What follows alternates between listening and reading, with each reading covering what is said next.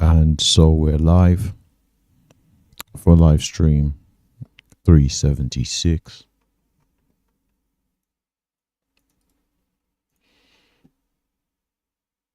Gold doesn't look great here. Looks a little bit choppy. We're up 2%. I wonder if this is a new all-time high. Let's have a look at this. Nah. Gold is up at the 4,300s. So we're up 2%. We're not even at the highs of the day. So we've seen a big move overnight. Market open Sunday. You can see here. Up over $100.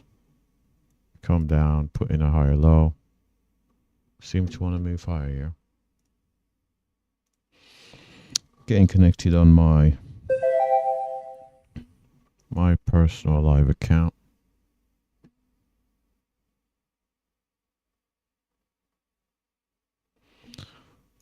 Let's see. Let's see.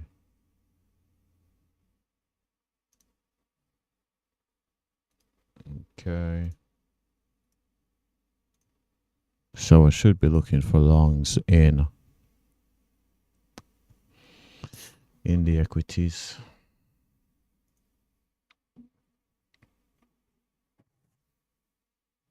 Up 1.3%, even though we've pulled back on NQ. Regarding gold, let's see. No way. It's saying I should be short gold. Funnily enough.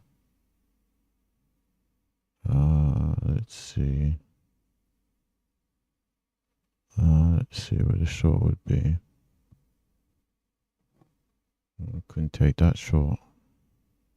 Couldn't take that one either.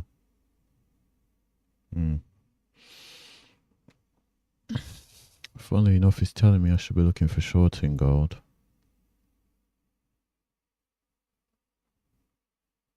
And long in NQ.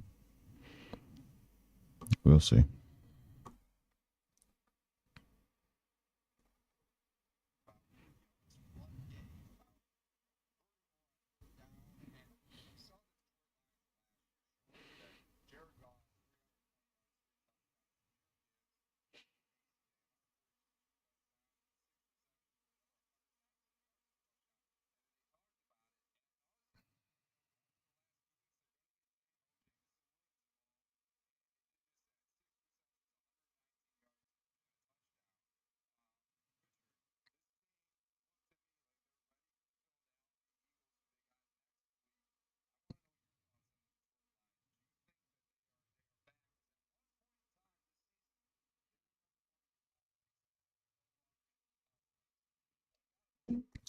Need to have a look at this. Oh wow. Filters. Okay.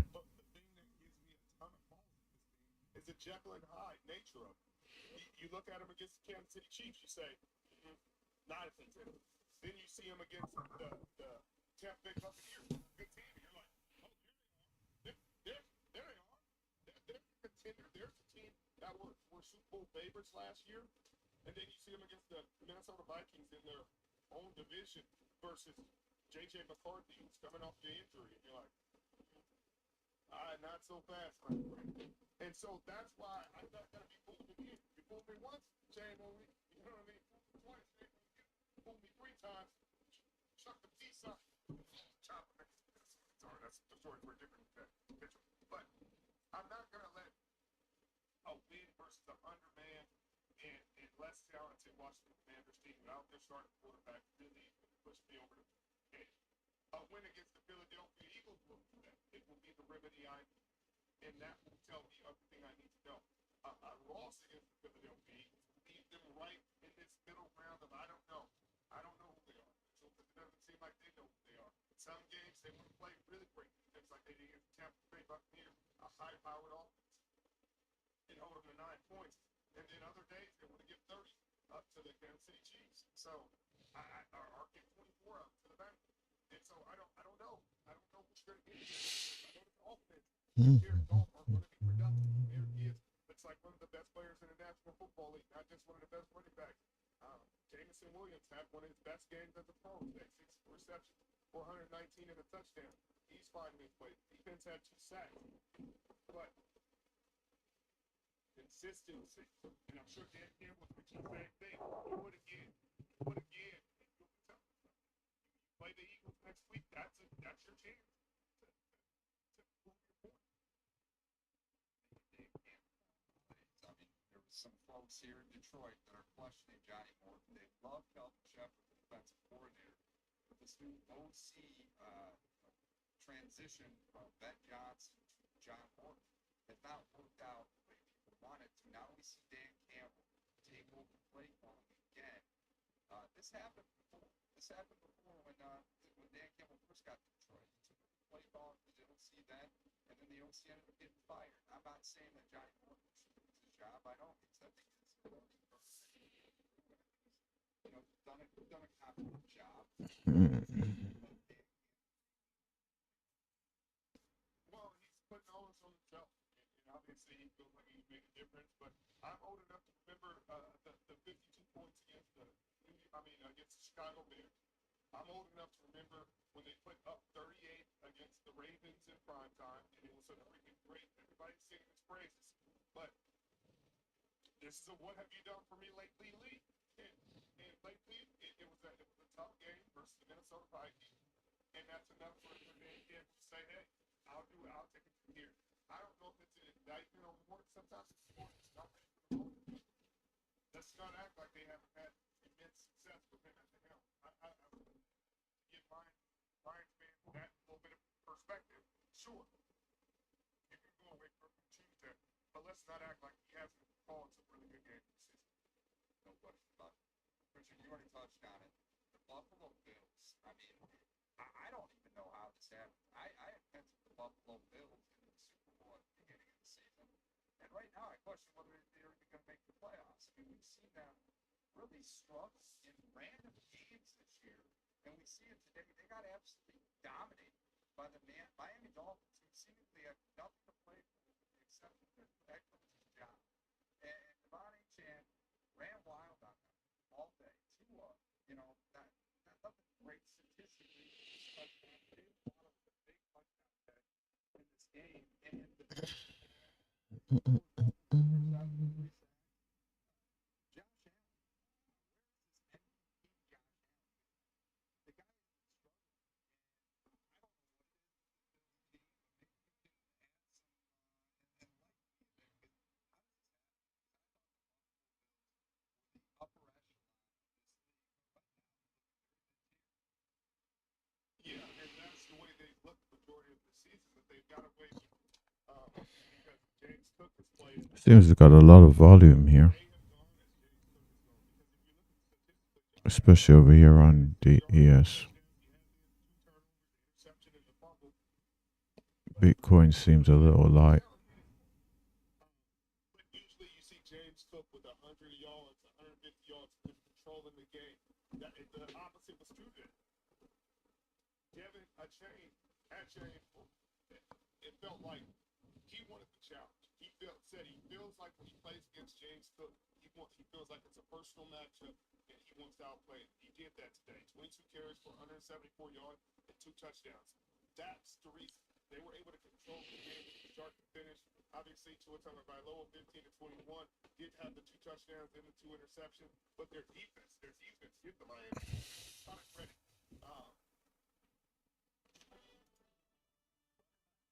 As the wildly unexplained situation continues in Hawkins. You bold and chip in for Hawkins by wearing your support.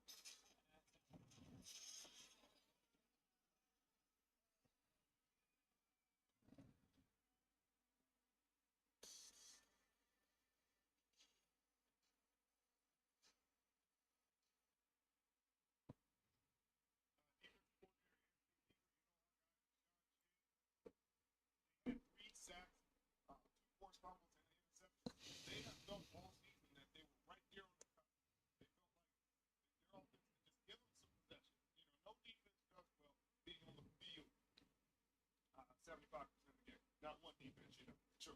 Nobody does well being on the field 75% of the time. But if you can get a running game and you can give the defense some breaks, you can score some touchdowns, give them a lead, and allow them to play. If you look at your pass rushers and they get high. You look at your secondary, they start playing better. You look at your defense, and it's easier to get stopped. Jalen Waddle, 5 receptions for 84 yards. There was rumors about the Bills trying to trade for him before the game. I'm sure the Miami Dolphins were like, sure, you want to see him up close and personal again? We will showcase him today. And that's what they did. And that was cool. But the Buffalo Bills being shut out in the first half of this game, that's a head scratcher. For me, this is too good of a team, too talented. They put too much money into this team. But certain moves you look at, you're like bringing back Gabe Davis. You're like, oh, you don't feel good about your receiving core right now. It's something that's been the case in Buffalo for a long time. Everybody was asking to hear Stephon Diggs go get out of town. And you don't need a number 1. You can do it by committee. No, you cannot. No, you cannot. The receiver by committee thing does not work in this league. It works good enough for a regular season. You'll get a couple wins, but you need a guy. And big dogs. You need big dogs. And a big dog eats first. And he eats all the time. You see the receivers with big dogs in critical situations, guess where they go? Mitchell, you guessed it. Big dogs. And when you don't have a big dog, like the Buffalo Bills and the Green Bay Packers, you don't know where you're going. You have no rhythm with guys. The quarterback's like, hey, I can go anywhere with it or nowhere.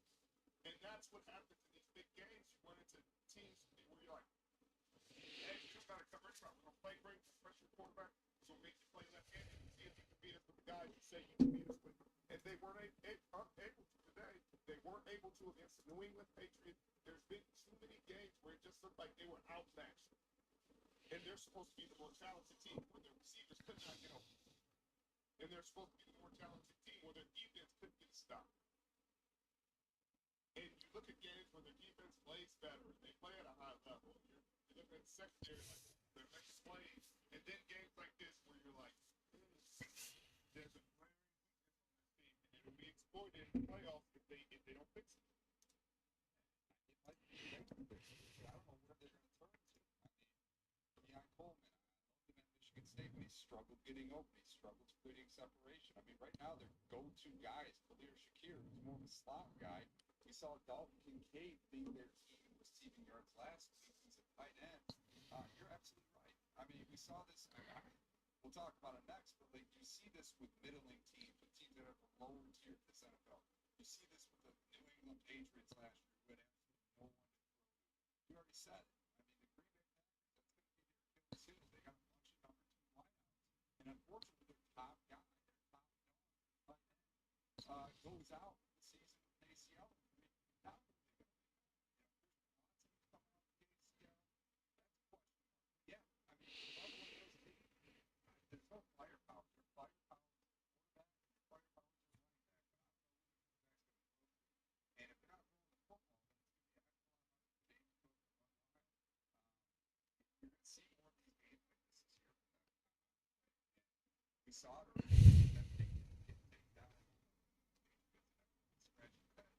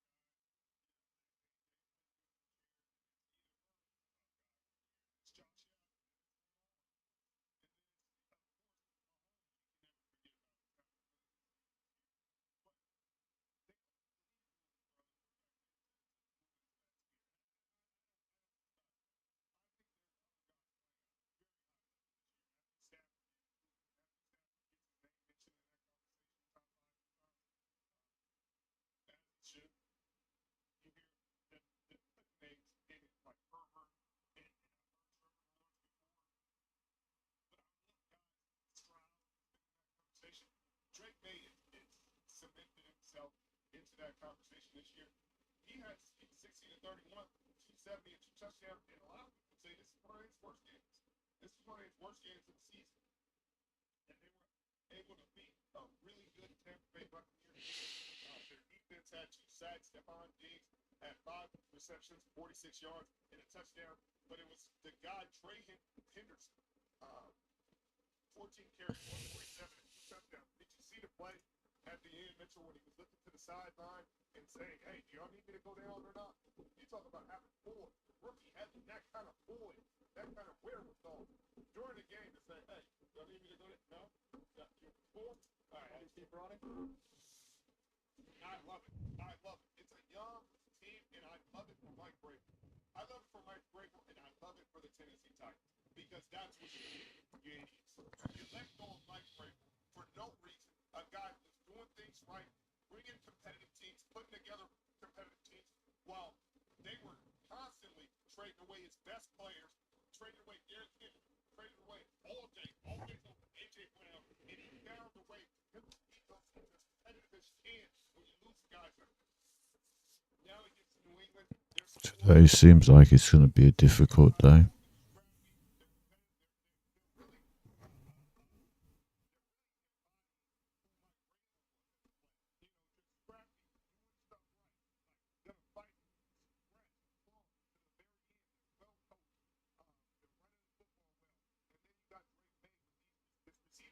That are finding ways, whether it's Bowie, whether it's Diggs, they're getting it from a number of guys, and it's really cool to see because we talked about this Tampa Bay team. They've been a top 5 team on most people's power rankings. Not mine. Those things, but they've been playing well even despite all the injuries. They lost their franchise's best receiver and Mike Evans. Which was a spinal injury early in the season, that halfway through the season, you know, his first season without 1,000 yards, and that's a big loss. But they've been playing good football. They're a veteran team with veteran players that know how to win in this game, league, and they were able to keep Baker Mayfield. He had 3 touchdowns. So we had a gap up overnight from the close on Friday. 190. Currently trading 492s. Gave back a fair amount so far.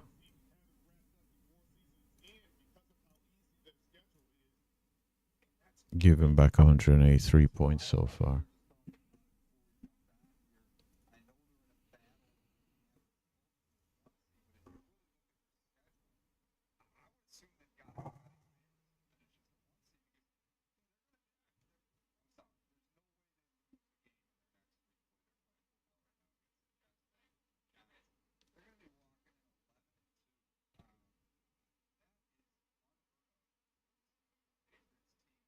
Seasons that they've had in the last few years.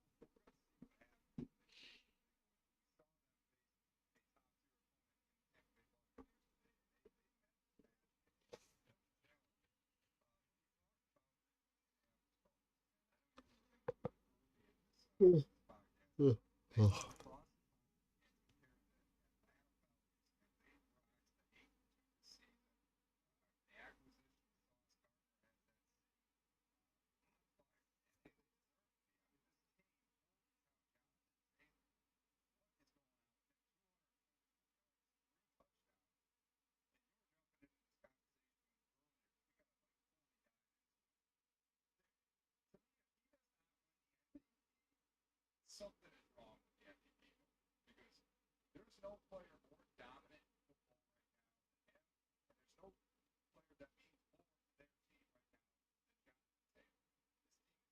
This team is 8-2 for a reason, and it's because that man is an absolute juggernaut every Sunday. I thought it was another dominant offense. So we're seeing this gold move up, but I still don't have what I need to take the trade.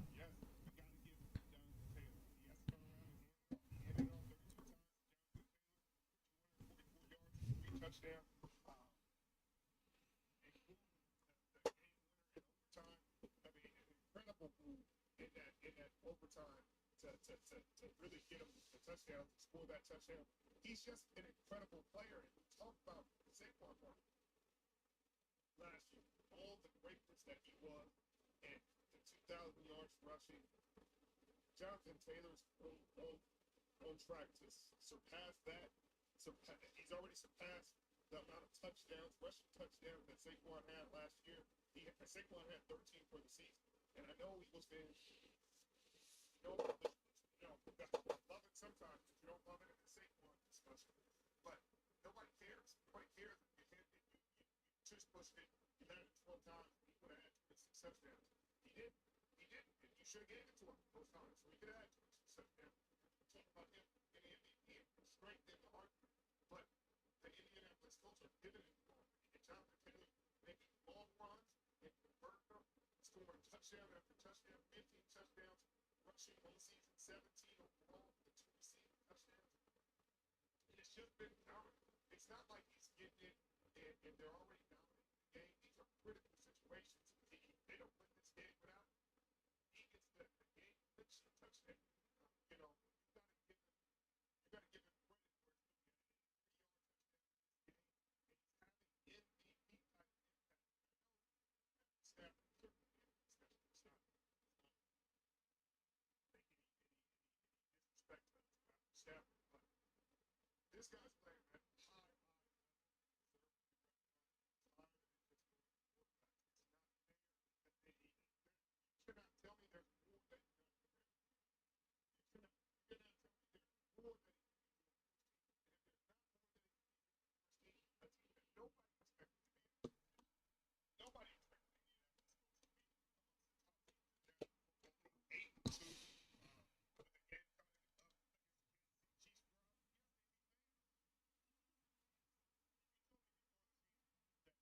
Yes, they beat them. You told me before the season that we'd be looking at an Indianapolis Colts team where even their fans were happy Daniel Jones was staying started. Against a Chiefs team with Patrick Mahomes, Andy Reid still in the helm, and Chris Jones healthy, and they go in their favor, I'd say it's lost to their. That's not bad. But that's the case right now. And it's because of a lot of things. I'm saying all because of Jonathan Taylor, but Jonathan Taylor is still strong. Is another part of that. Daniel Jones playing at a high level is another part of that. But the biggest piece right now is Jonathan Taylor, and that's why he's 30%. Most valuable player in the National Football League.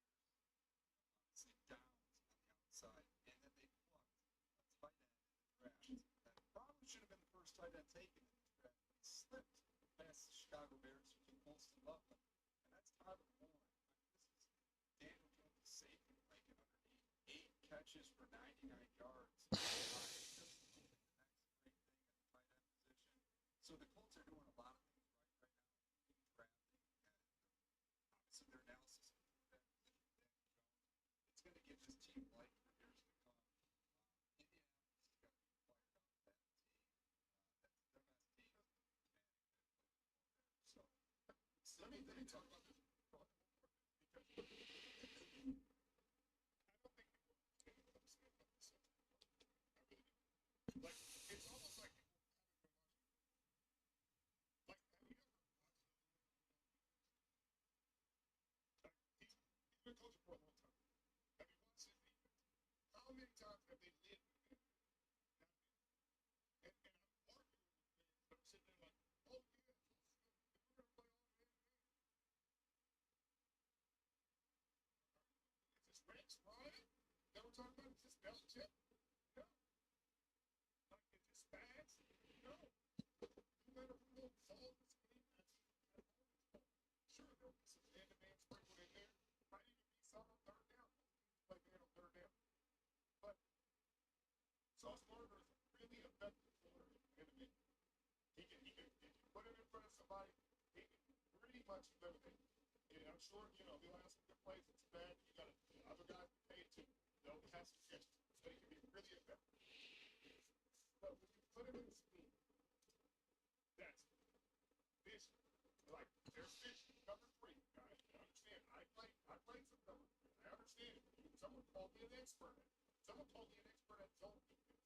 I can play man-to-man as well, but at zone defense, vision on the quarterback. There are many quarterbacks that look me in the eye and look for me. And there's reason for that. Because I would take it. And so when you got a guy that's so smart, phenomenal man-to-man, and you put him in a zone defense, and you put him in front of guys, you're like, oh, this matchup's great market, but then how hits, and when they stack, how hits up first, and it's a post, the full soft marker, and then you got a matchup, Drake London and the linebacker. Then you trade to the first round for a guy who can't impact the plays in the way he wants it to. There's nothing soft just blow right here. He's covering, he's playing the scheme, he's doing what he's supposed to do. But he can't cover the guy that you want him to cover because schematically his responsibility changes and the offense can dictate. So if you're getting a guy like that, and the offense can dictate when he covers their best receiver and he doesn't, it's going to be tough for him to have the kind of impact that he would need to have it's going to trade. That's what I'm trying to say. Not that all the Sauce Gardner is great. But in order for him to have the kind of impact that he needs to have, his scheme has to change. And they're like, well, we have another reporter. Tarvarius Ford, no question. Tarvarius, everybody. Saints. Get the linebackers. That's when it gets crazy. Like, this team has been built for a while. And if you're talking balance, been building this for a while. He hasn't been building a man-to-man defense. You got good passes, but these are good guys in zone coverage, smart players. Kenny Moore's a smart player. He can play man-to-man, but he makes a ton of plays in zone. And to change the entire scheme, you think, oh, it's going to just work. Because one guy's going to mix up, then how it's going to happen. So, I say all that to say, this is a really good team with or without Sauce Gardner. But in order for him to be most effective, you have to isolate him. You have to give him that matchup. You're going to have to draw the scheme and maybe bastardize the scheme a little bit to allow him to drive the way he needs to drive to be impactful. That's my 2 cents. What am I doing? Data-driven mobilization.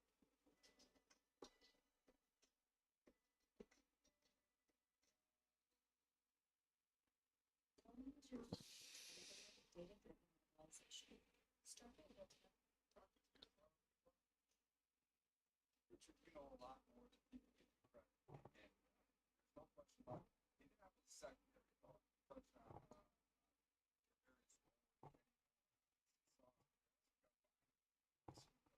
Ford, so this team's loaded with talent. I like Celebration. Lions nasty. I mean, they got a really good defensive backcourt. I like the Colts a lot. Now see why they're ranked 2. I was confused. 6, 7 weeks in, but now they're very confused. But now I'm seeing the light with Indy, and they go overseas and take that man of the death. And you got to take your man.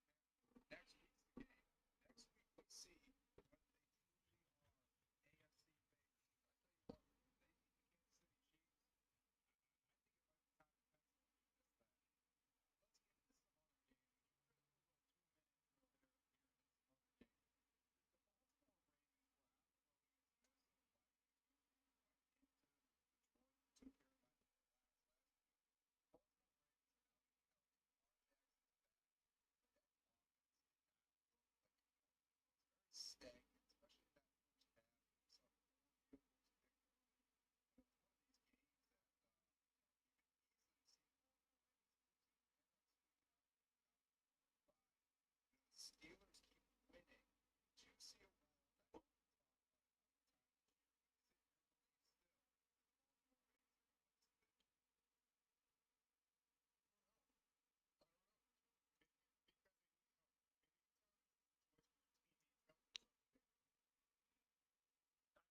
every time this year, but is it your belief still that the Baltimore Ravens are going to win this division? So they started to wake up at the right time and play elite football potentially. So they have the lead right now. Can the Baltimore Ravens climb back and make the playoffs? I think they can because certain teams are going to stumble. What are the Chargers going to do without their 2 tackles? like Joe Alt's now out for the season after re-spraining his ankle. Sean Slater was already in that offense. Looks entirely different without Joe Alt in the bowl, without Marion Hampton, without Najee Harris. So can they protect Herbert enough for him to be effective? Can that defense stand up? Create enough plays? Seems like I'm about to get my first setup of the day.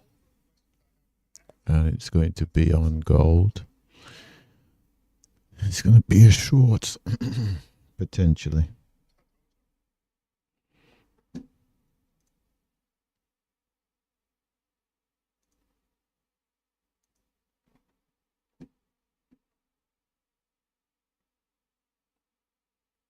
Flipping out, the spread's like 4 ticks. Goodness me. That's a wide spread for gold.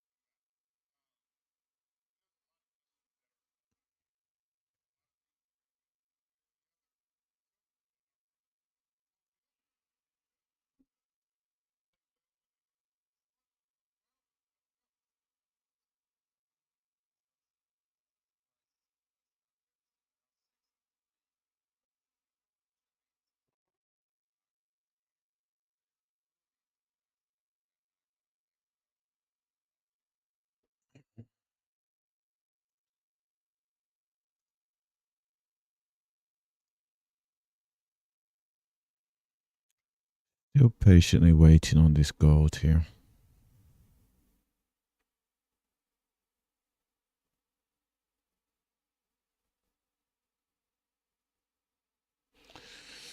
This is going to be a difficult trade.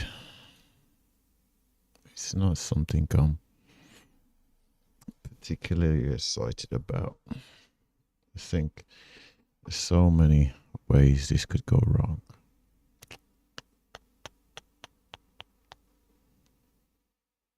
So many ways. Okay, so we go sell gold. There we go. So Order submitted. Order filled.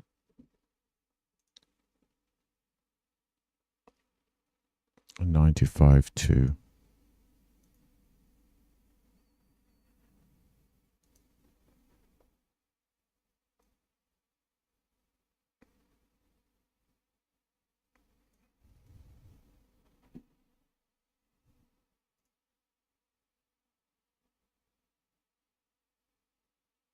$102.3.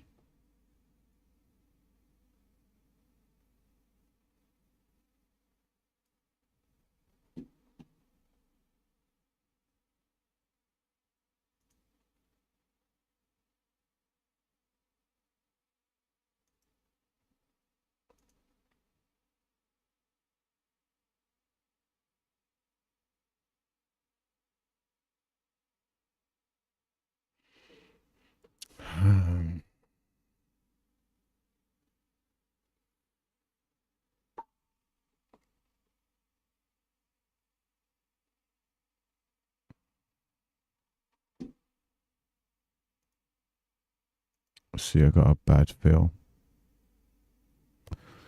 I got a bad feel.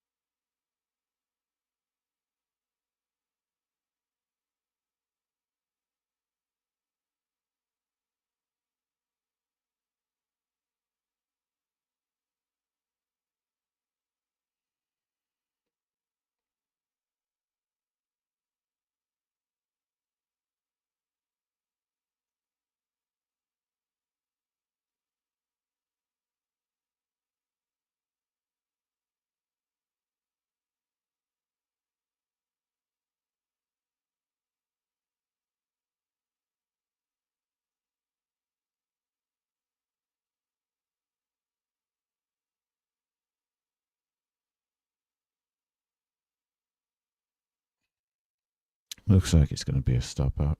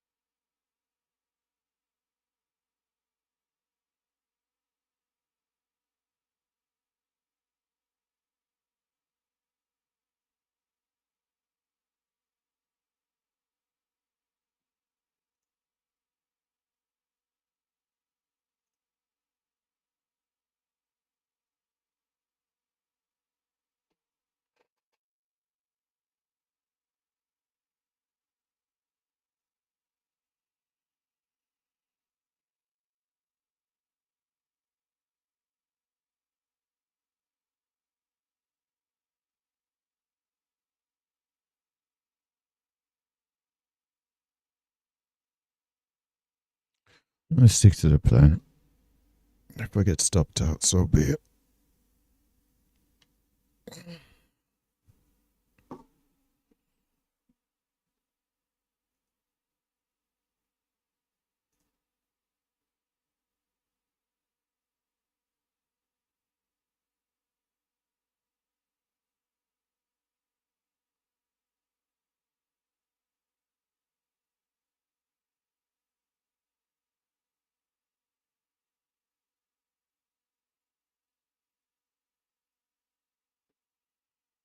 It's probably a bad sign that we had this large wick on this candle and the very next candle closed bullish.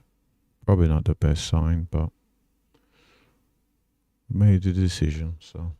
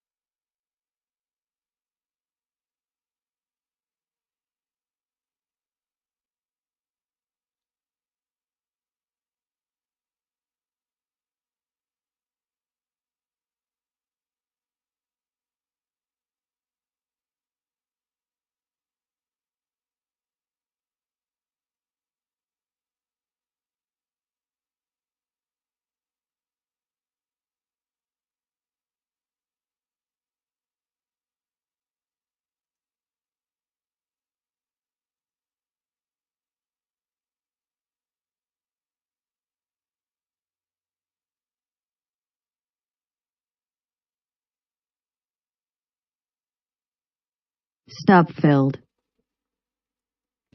Okay, so I stopped out there.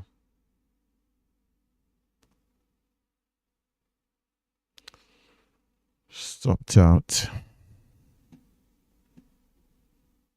After all this volume came in.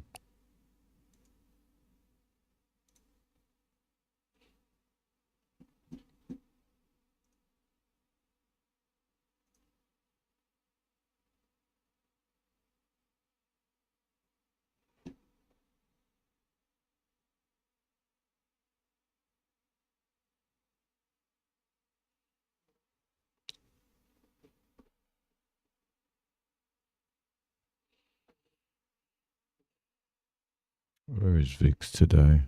VIX is below 20.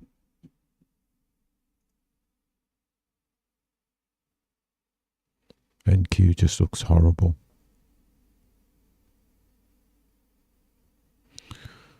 NQ looks horrible. It's been in this channel very long time. Grinding to the downside.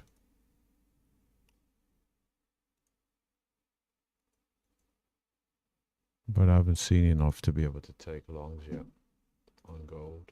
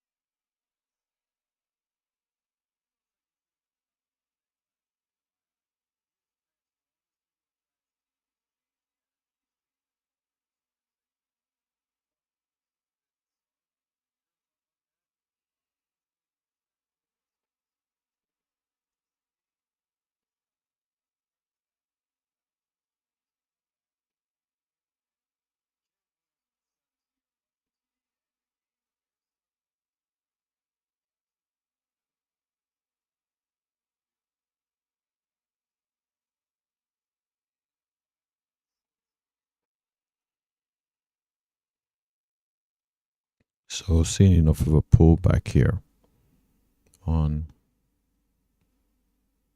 NQ to make it interesting from a shorting point of view.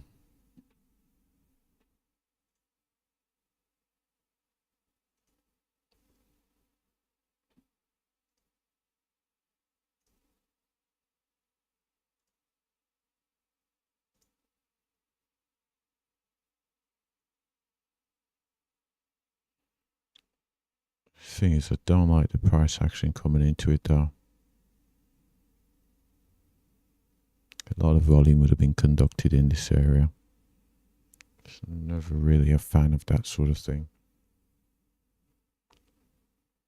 I much prefer it to go up and then come back.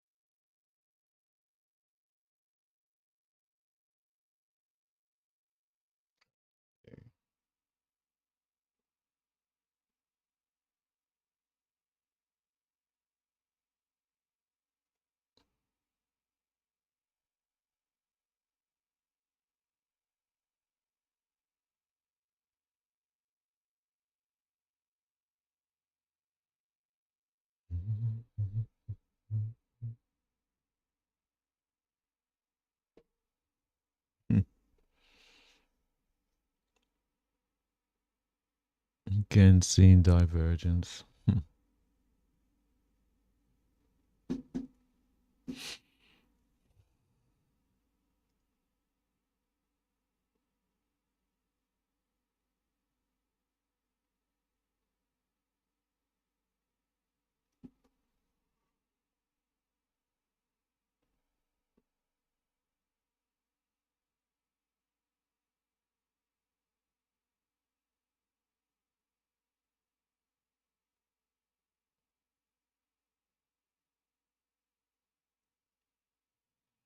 About 100 sitting at 25,635. Let's have a look. 25,635.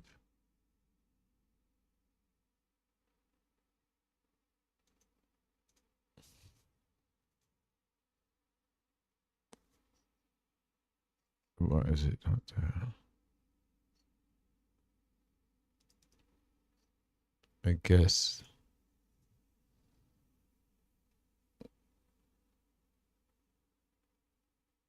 Mr. Ethan. 25,635. I guess that's where the market's been pulled to. About 410 limit orders sitting at 25,700. Okay. 635. Okay. Put an alert out there. Let's see if the market goes running up there.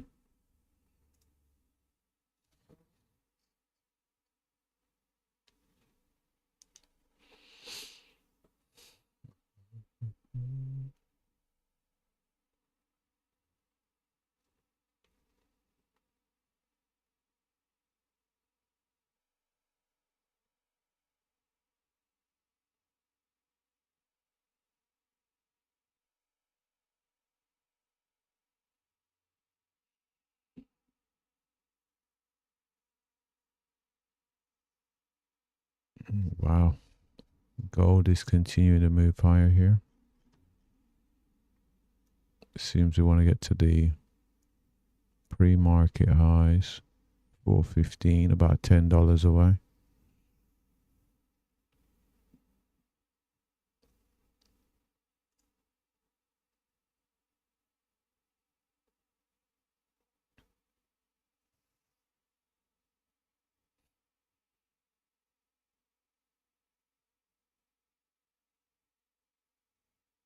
The strategy I'm using is saying I should be bearish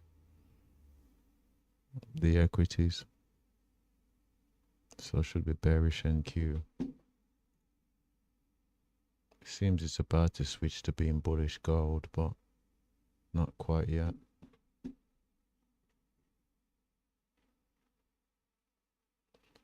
Not quite yet.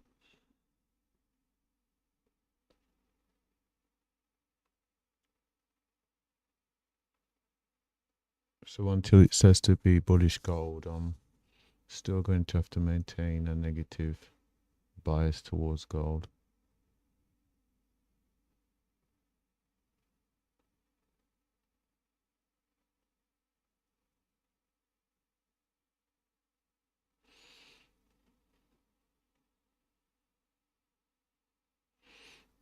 And a negative bias towards NQ.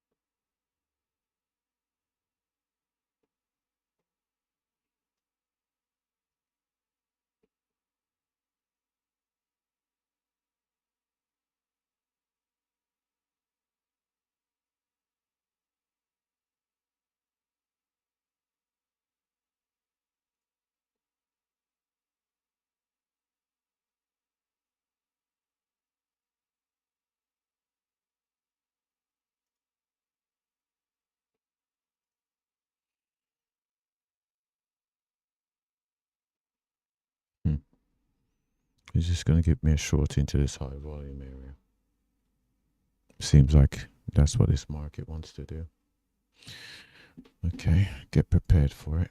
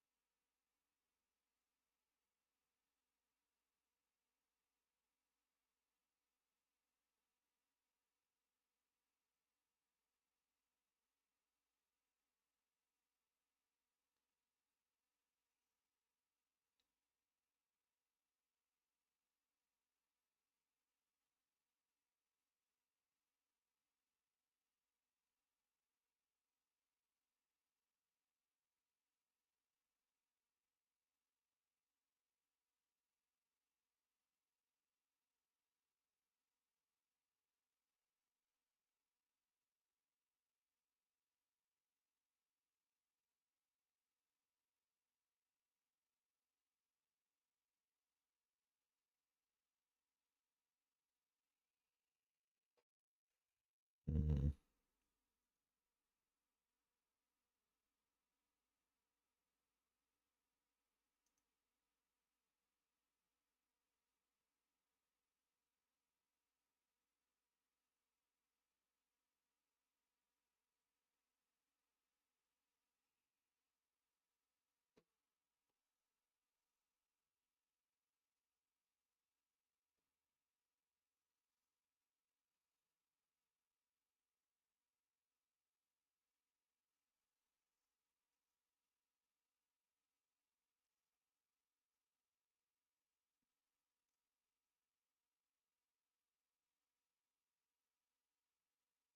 Oh, goodness me.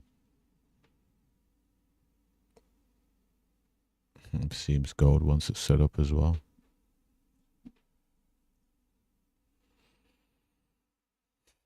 Well, well, well.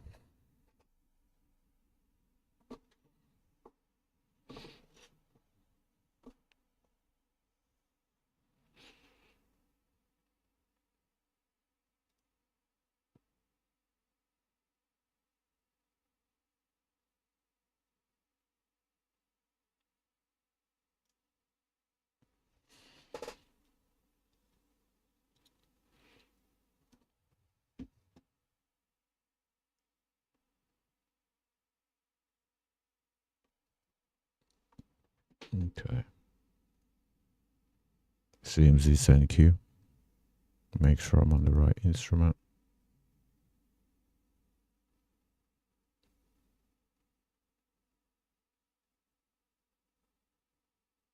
Order filled. Let's sell and Q.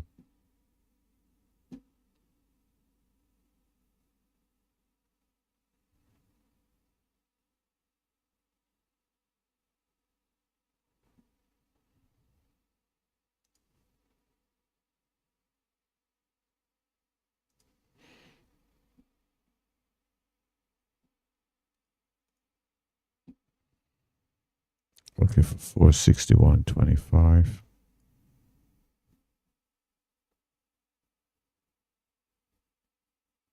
575.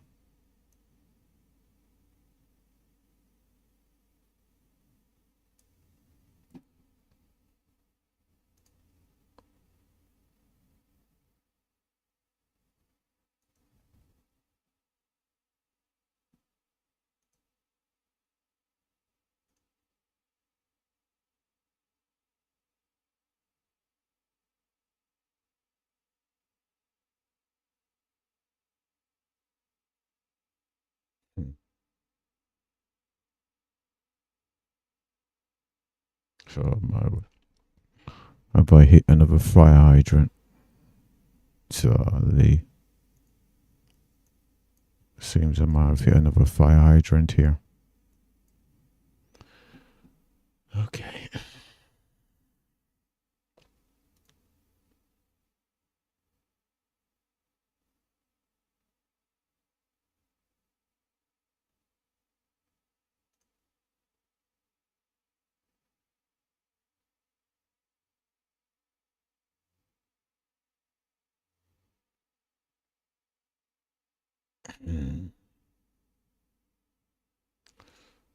Might have hit another fire hydrant.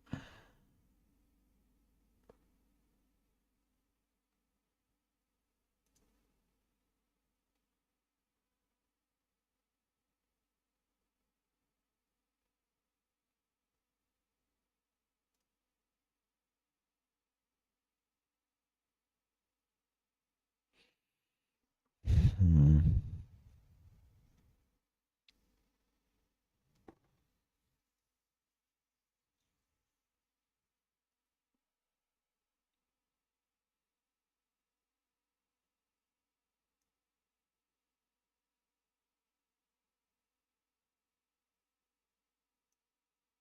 Just making sure it stops at 75.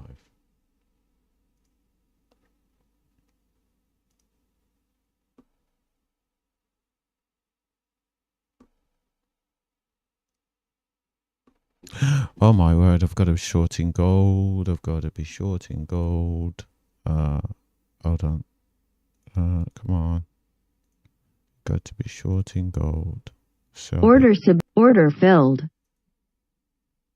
Okay.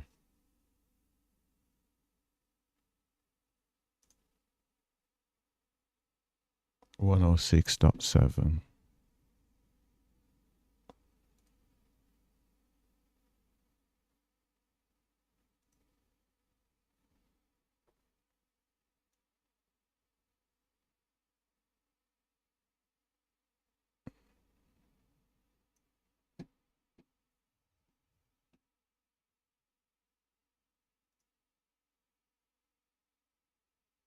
$96.6.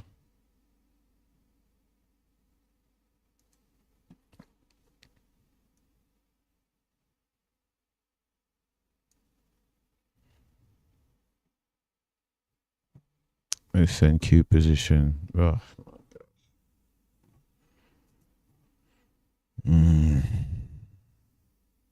NQ position looks terrible.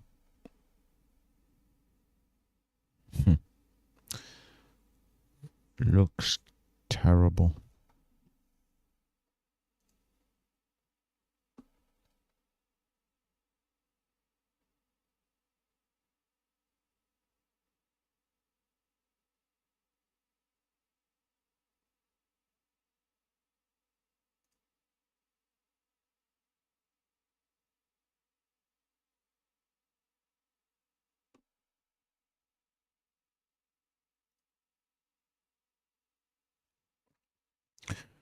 All the positions I have on at the minute look terrible.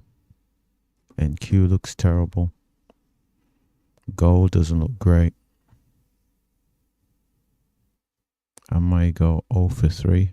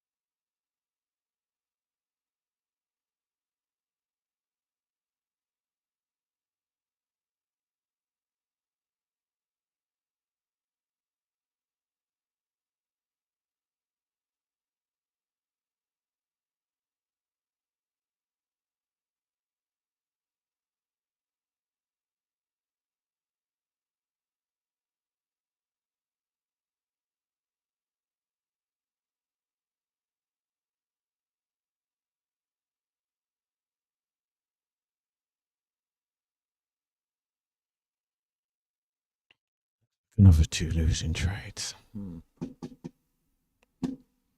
gonna leave them alone.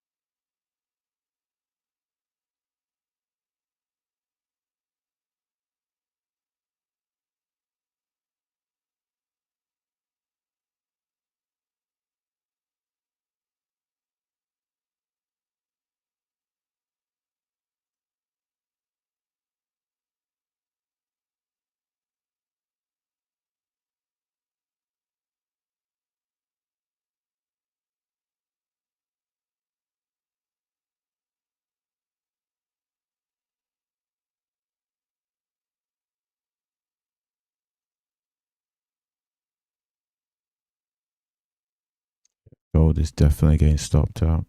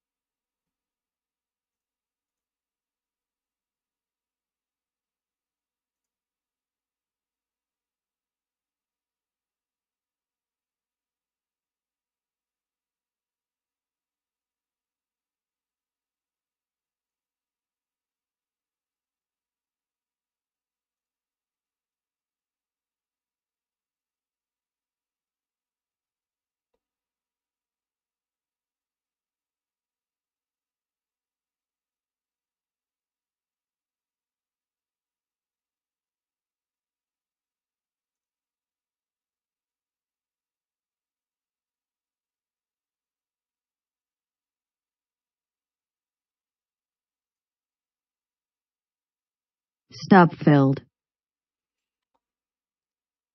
Stopped out again on gold.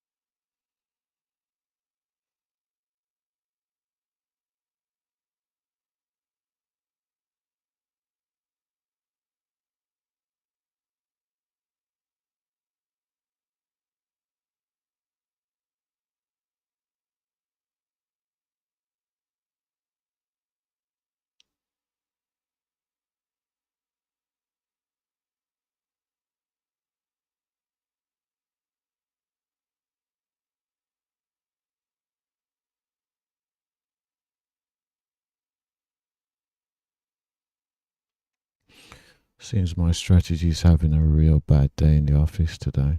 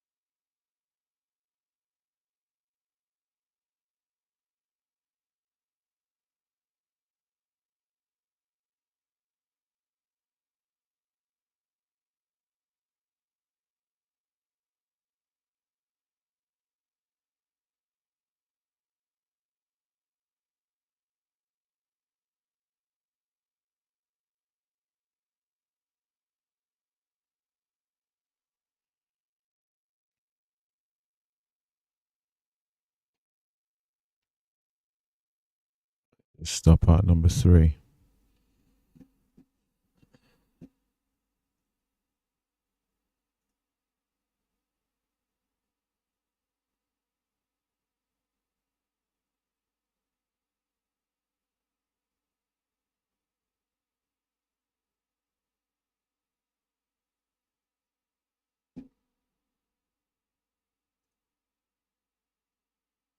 Stop filled. Stopped out again.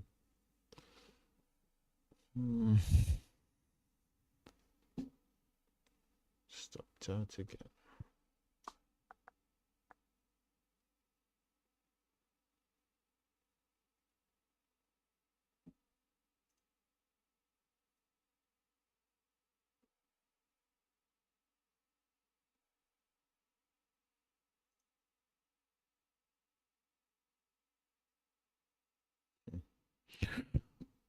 At least now I'm bullish on gold. So we'll see how that works out.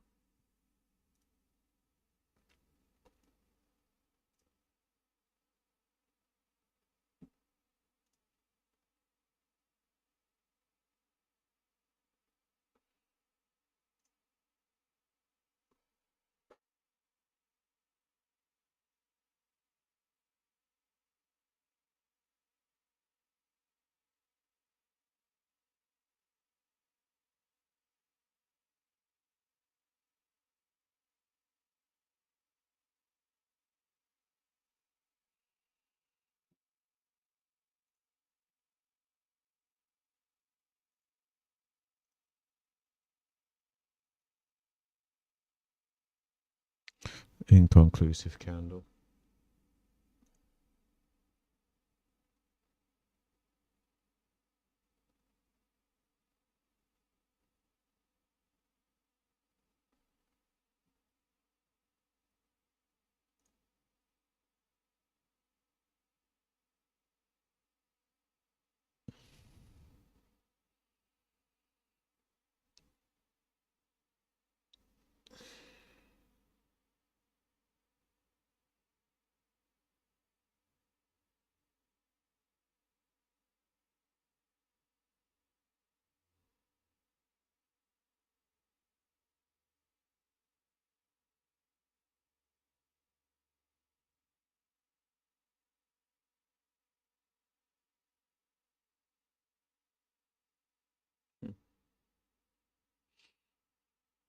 Seems that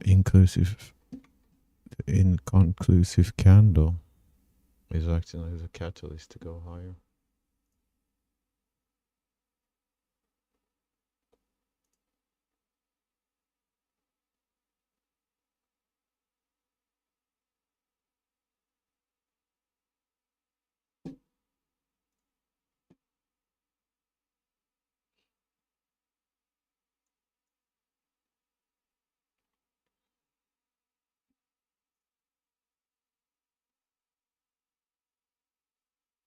Wow. This looks like it can really go higher. Gold.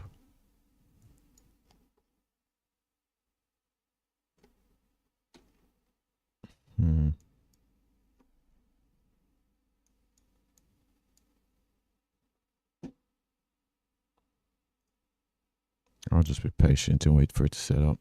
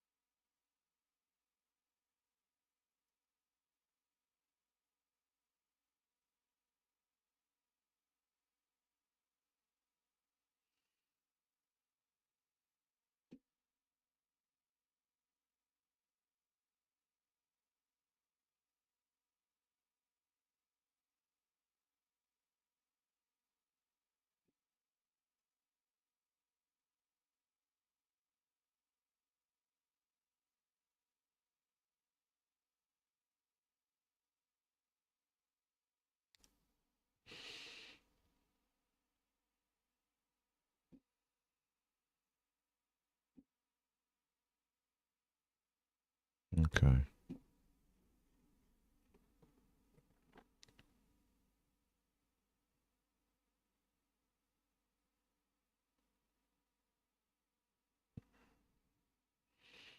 So we've had gold come back.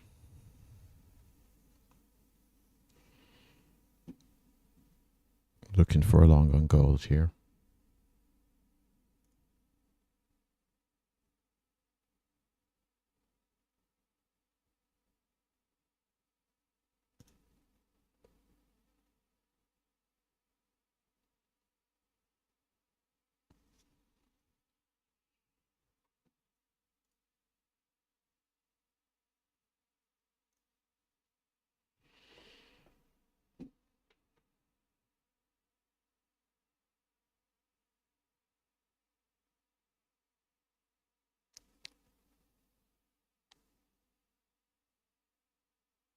Let's see.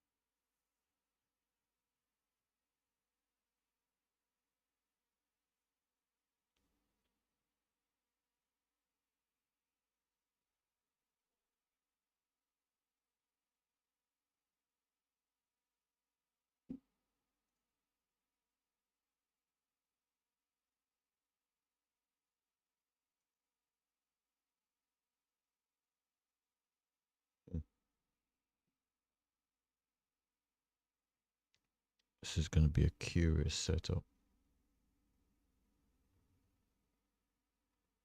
It's not going to be the best. Order filled.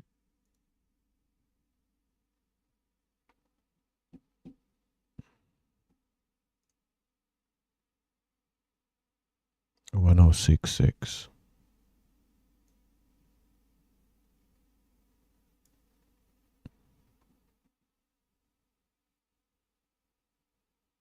$1012.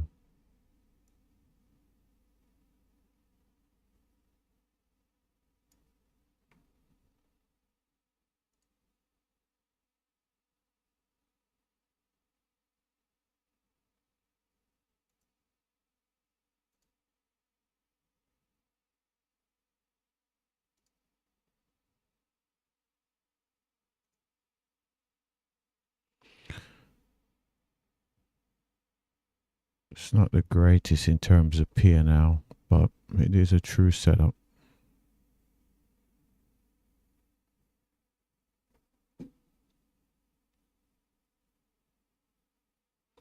Curious case of the equities at the moment where my strategy is saying to look for shorts, but the equities is going long.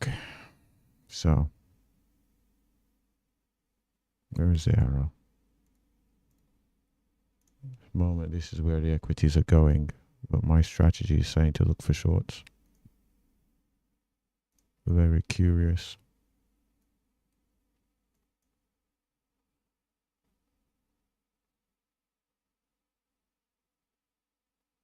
Certainly could do if the gold getting to target here. There's a bit of a recovery in terms of P&L. Oh, down big on the day.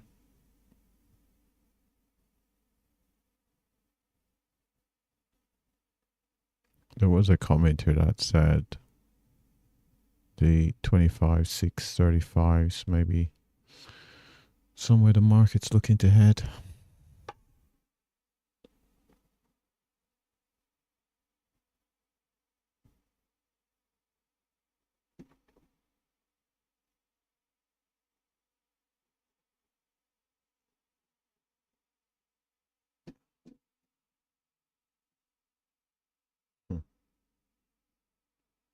Real divergence here. My equity indicator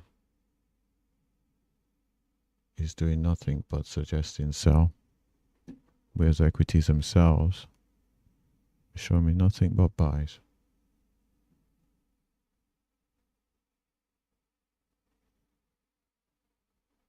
And it's not as if we've got unusual VIX. That's minus 6%.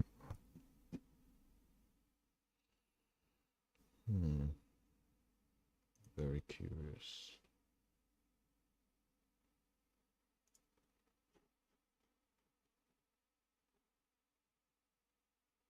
Oh, so we actually had Bitcoin below 100 on Friday.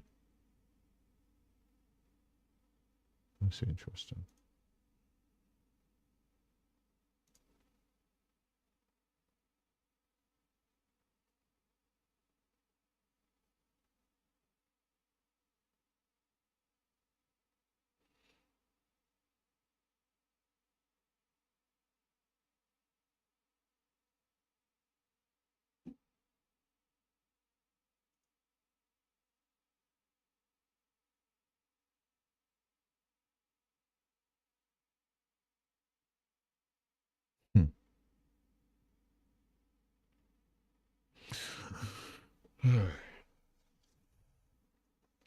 So all morning I tried to go short on gold. I get stopped out. Finally go long. It looks like I'm about to be stopped out.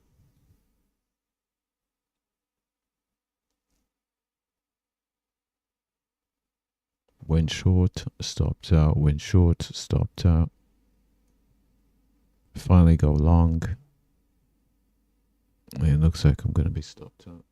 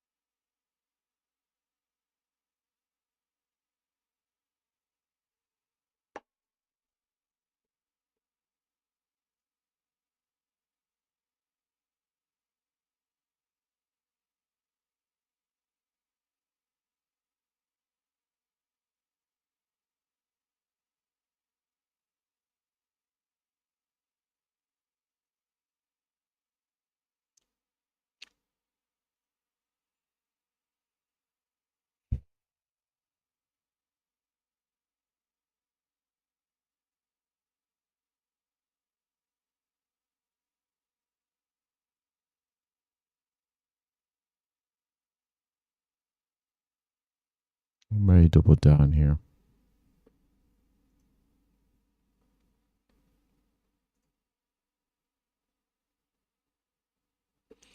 If I was to double down, I'd definitely, it'd have to be the last trade on the day. If I was to double down.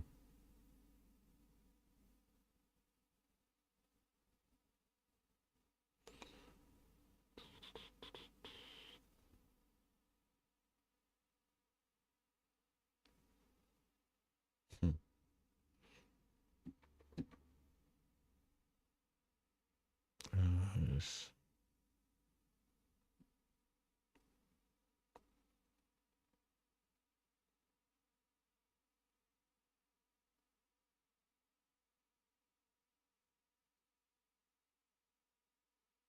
Order submitted. Order filled.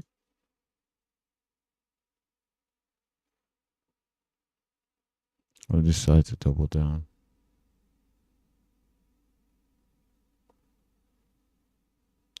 Oh, 7.5.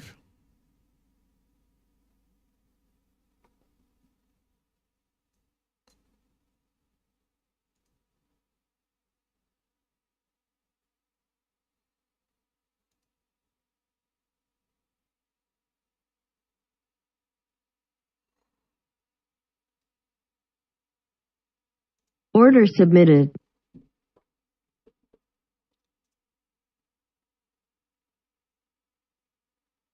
Oh, 2.1.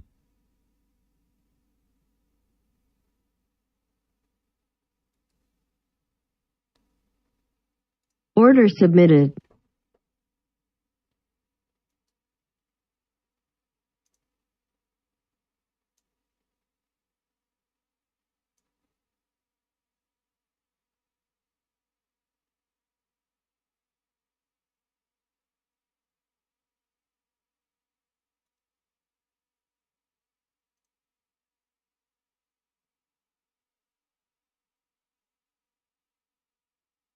Golly.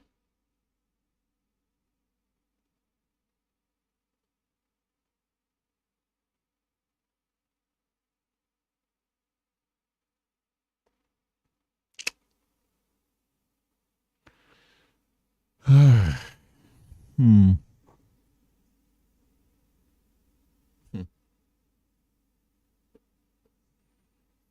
Mm-mm-mm.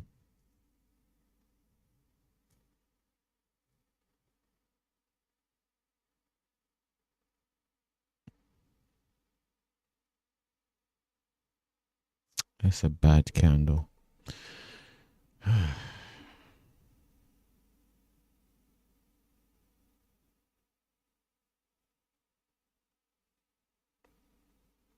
Hopefully we can get to the 1066 and take some of these contracts off the table.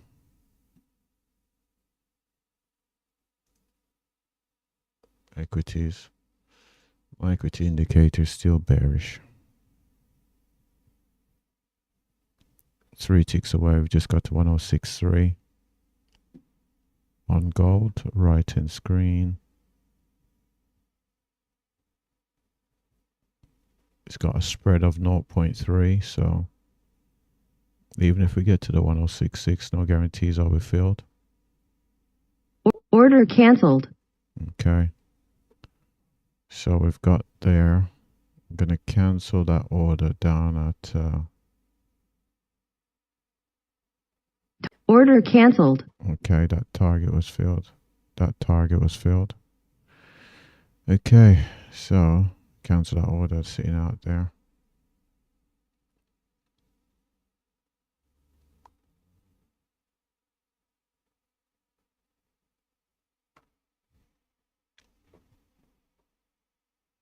Still down on the day. Fairly significant amount.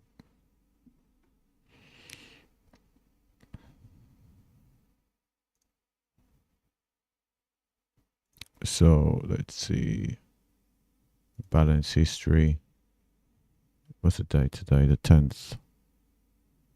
The 10th. So we started the day at 11:59,289. currently at the 997, so still a long way to go.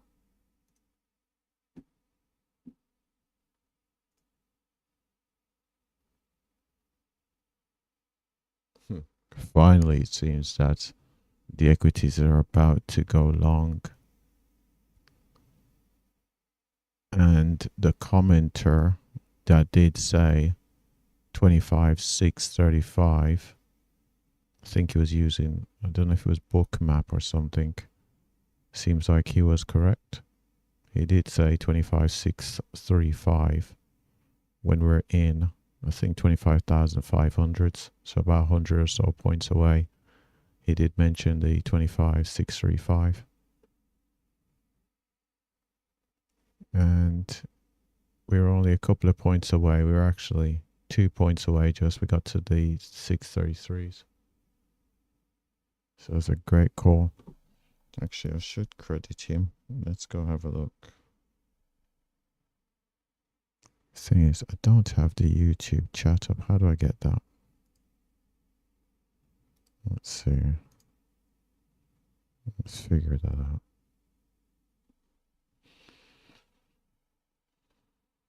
I'm gonna have to try and go to YouTube on my tablet here.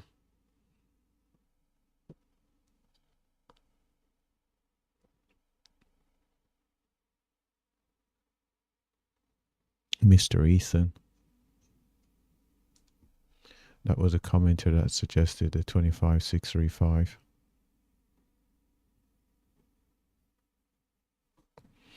And he suggested it quite a long time ago. So good call, Mr. Ethan. Okay, right. As you shorted NQ, you shorted against a buyer at 234, buyer above 234 contracts. Do you have level 2?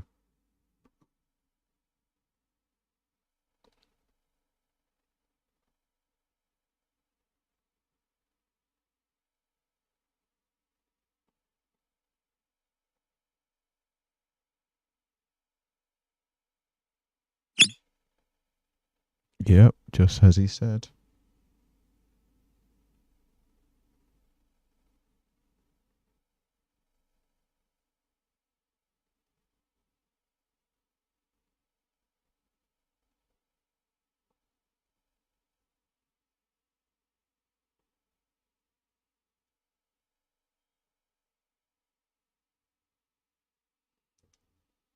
Mr. Ethan was correct.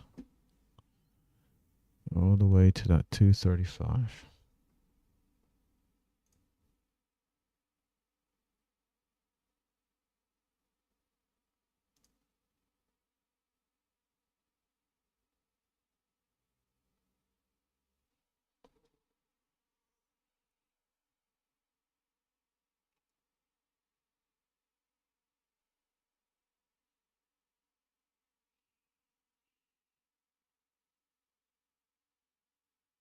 He says level 2.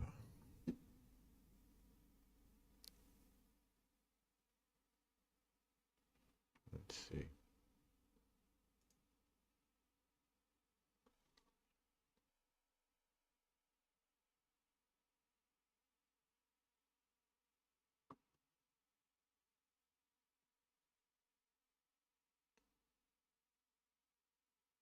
Look at this move.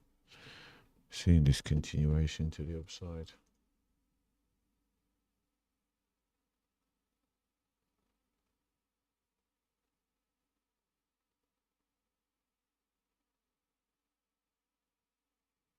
Something's happened in the... How do I get... I need to figure out a way to get the chat on OBS. Is it tools? Let's see.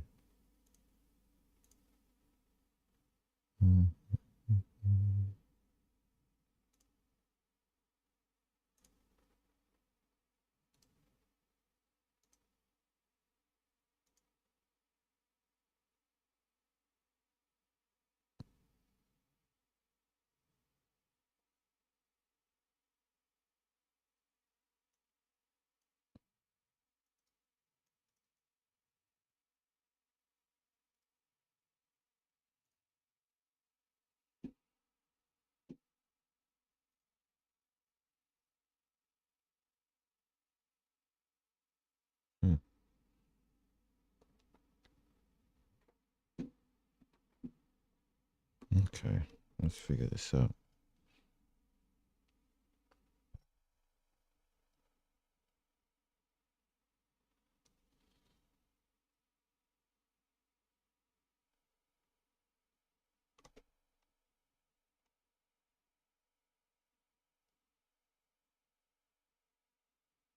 Add chat to OBS. Oh wow. Look at gold breaking out. Nice.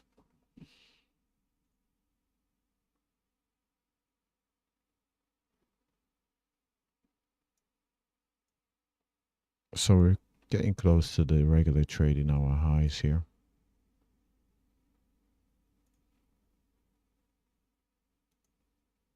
On NQ. Those are pretty much the highs of the day as well. Over on gold, pre-market highs, we're looking at around a 15. These highs were made just after around 7 a.m. Eastern. Would it be 7? Or would that be 8? That should be 8 a.m. Eastern, I think. I believe so. Okay, how to add chat to OBS. Let's see.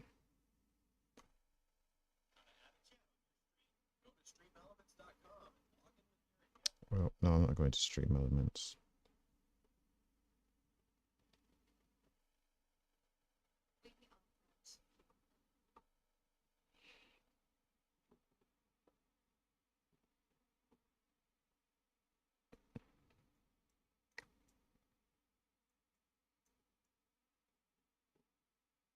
I should probably label these.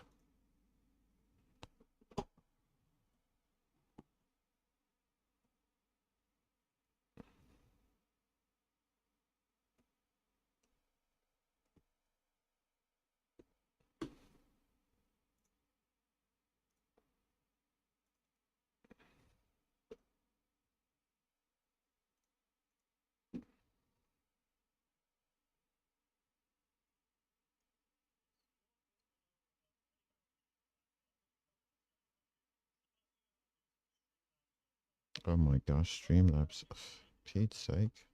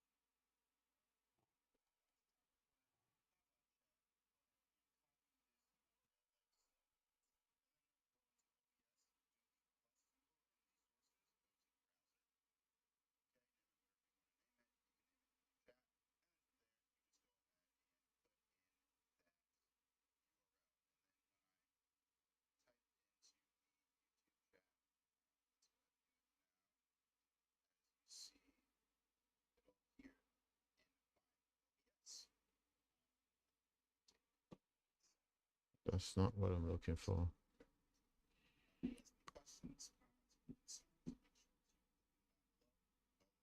That is not what I'm looking for.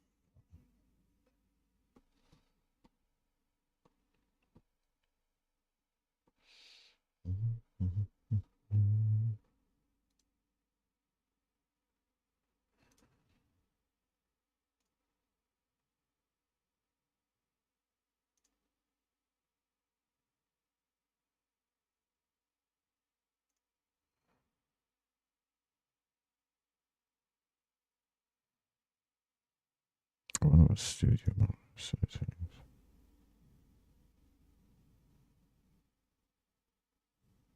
Stream.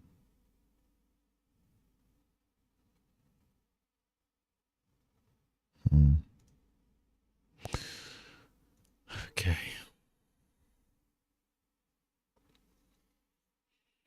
Guess this market's gonna go without me.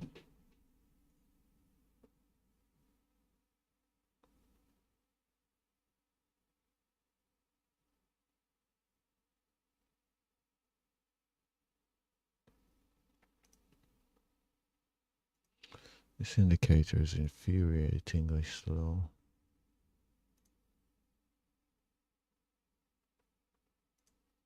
Infuriatingly. But I can't abandon it because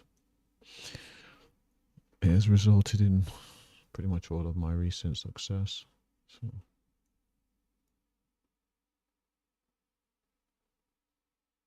For those reasons.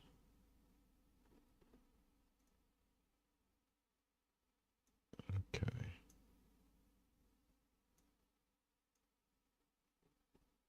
Oh my.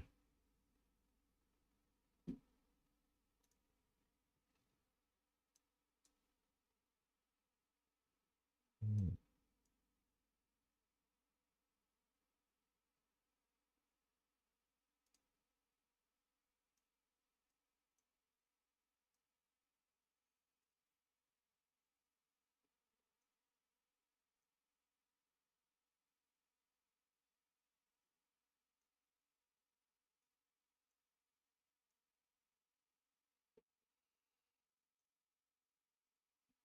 Mm.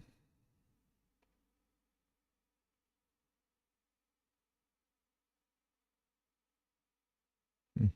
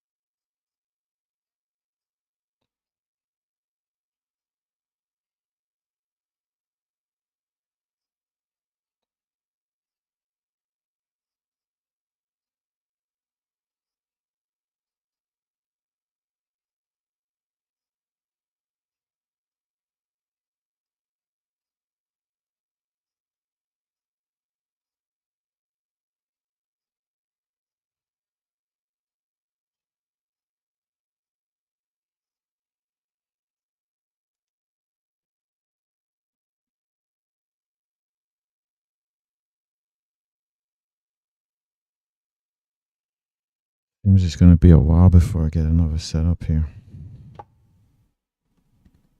Hold on a second. I need to make some changes.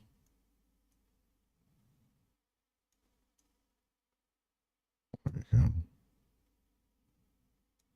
Where's all-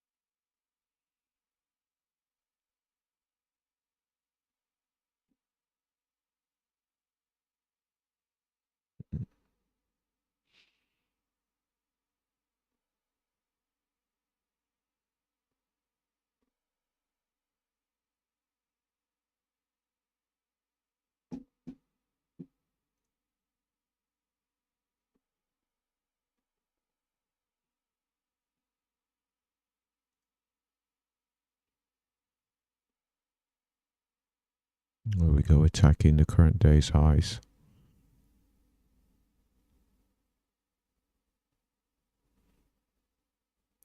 Through the current day's highs.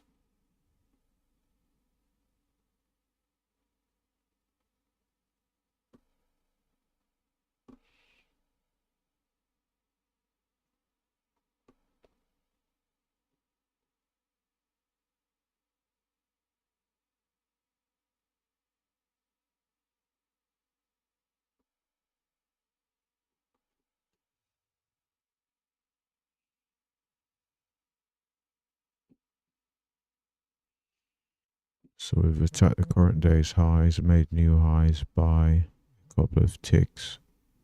Seen a bit of a pullback here. There is an untested strategy of mine that would see us target 119. But it's not been sufficiently tested. So, especially seeing as I am in a drawdown today.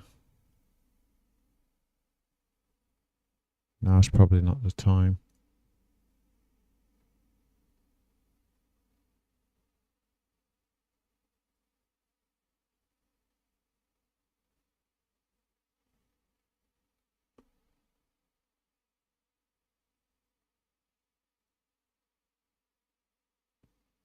Hmm. 2 ticks away from that 119.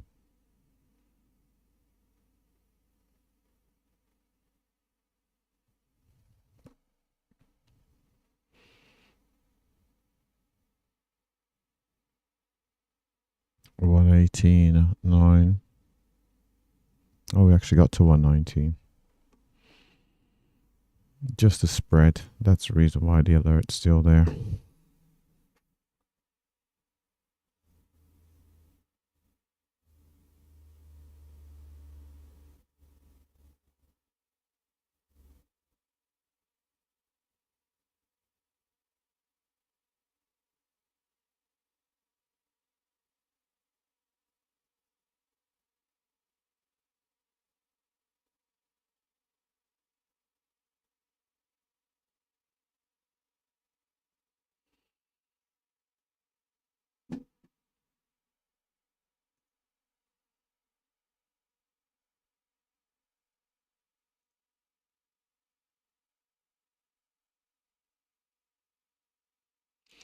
Seems I'm going to have the long wait for a pullback.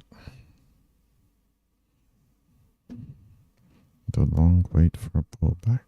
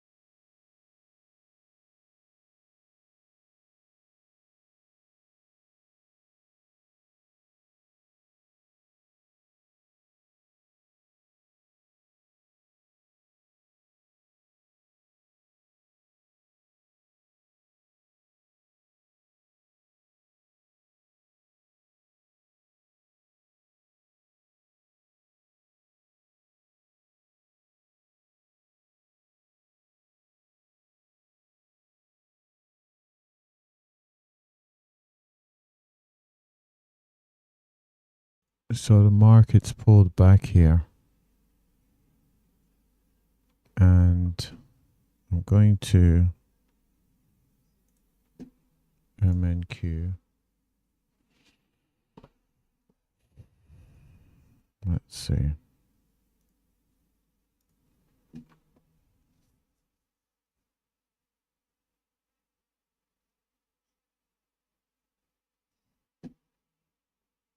Order filled. I'm going to take a buy here.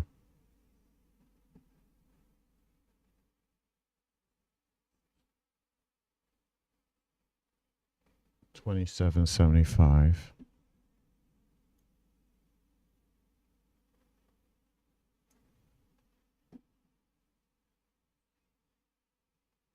$58.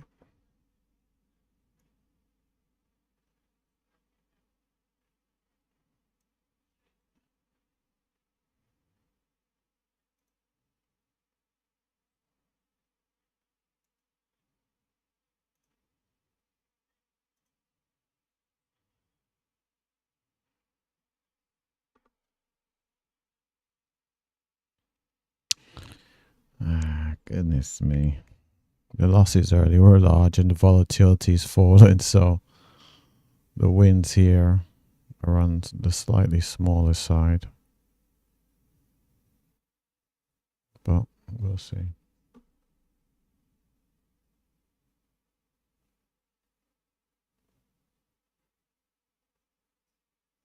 Oh, look at gold, man, with this breakout.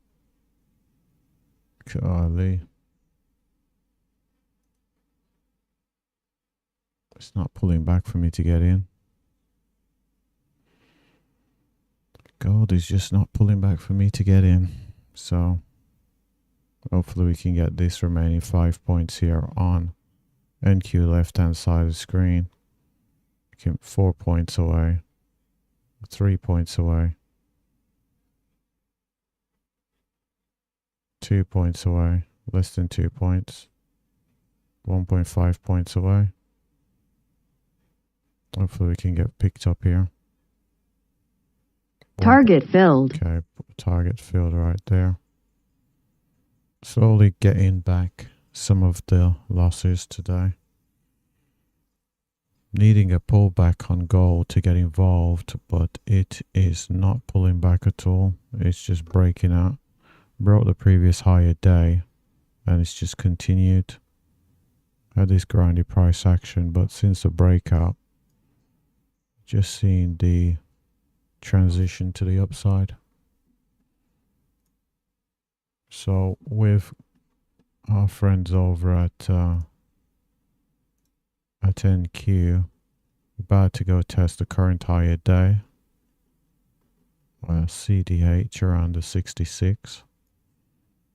Did notice the commenter did say, Mr. Ethan, that we were looking at a move up to possibly the 25,700. So that may be an interesting area from an order flow point of view. Well, from level 2 point of view, so we'll see.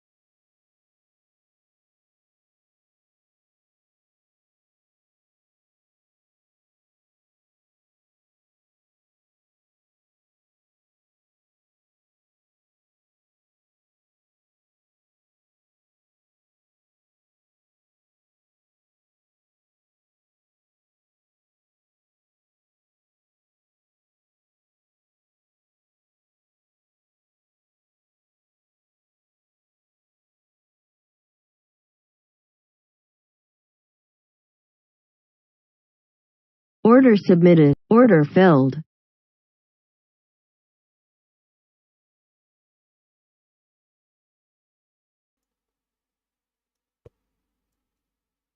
So I'm just going along there. My true setup 22.8.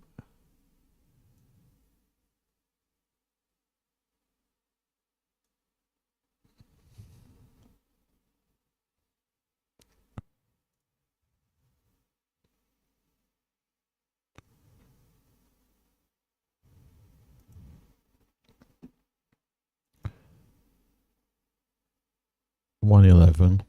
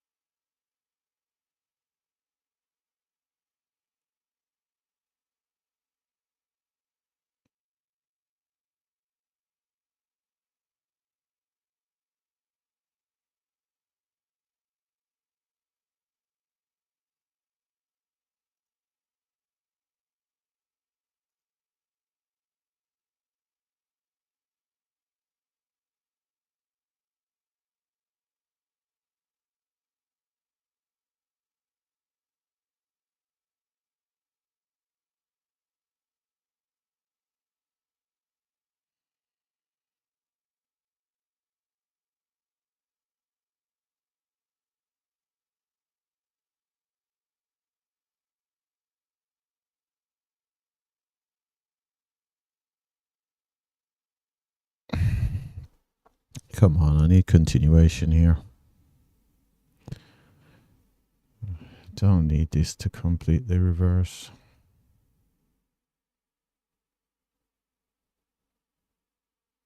Don't tell me we're breaking out and then reversing the whole thing.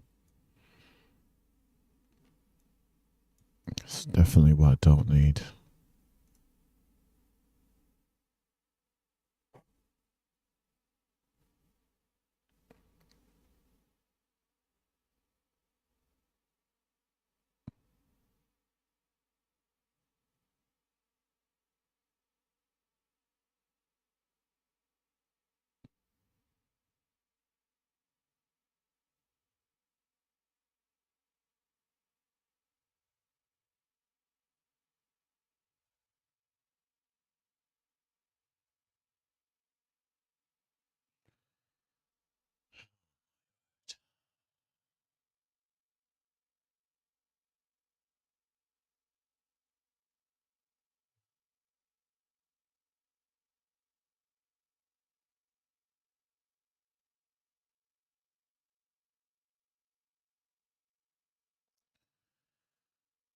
Hmm.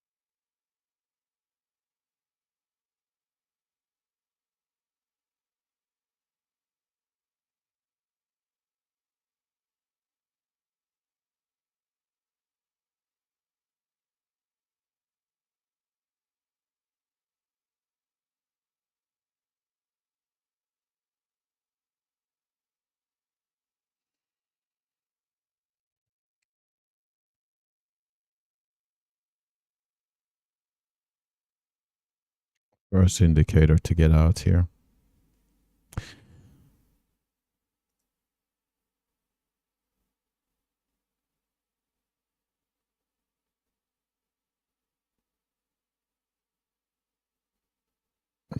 Seeing the move higher in the NQ, left hand side of the screen.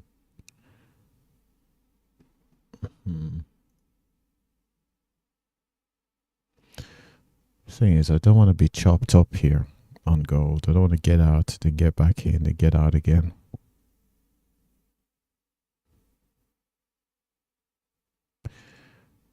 I'm going to try to let the statistics play in my favor, so I'll leave it alone.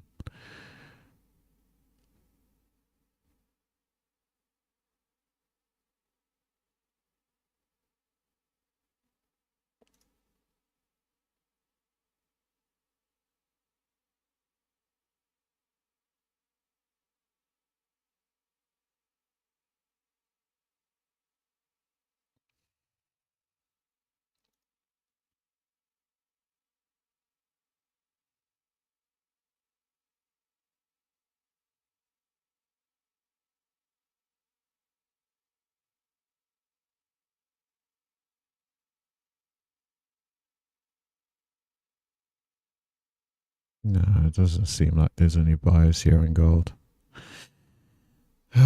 Golly.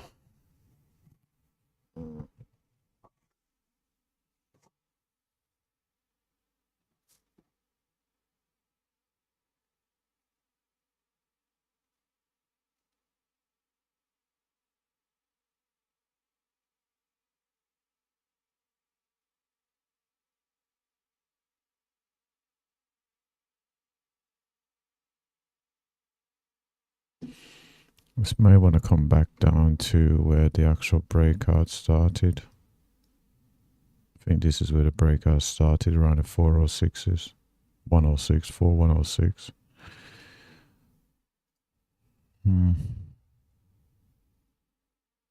Just not a great day. Not a great day.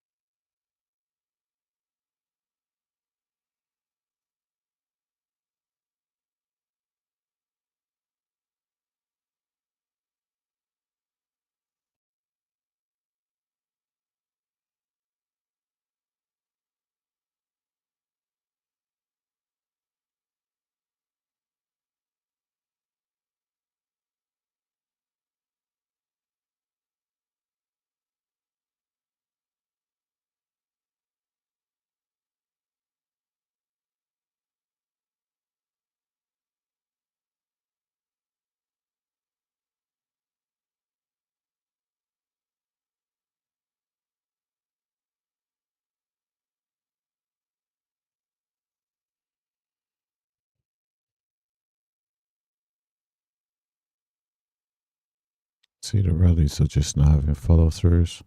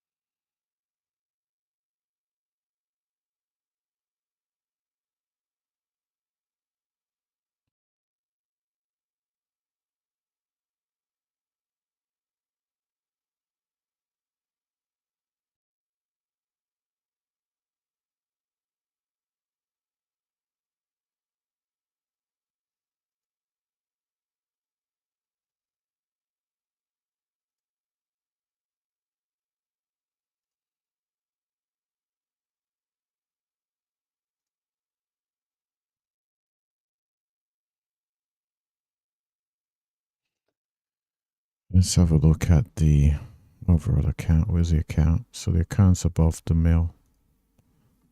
We are mill 26, started the day 11:59. So we need to pick up about 140. 140. So if we can get the target here, and we get another setup somewhere else, we'll be at break even.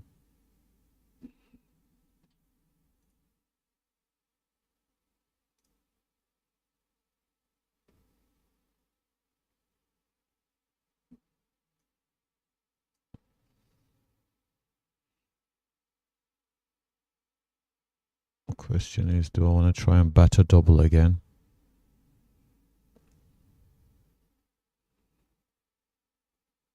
That's the question. Do I want to try and hit a double again?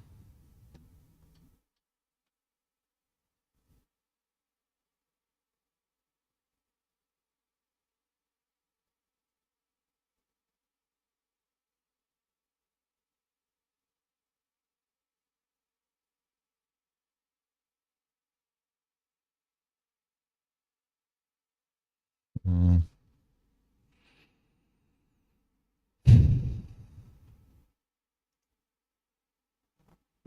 Oh, hold on.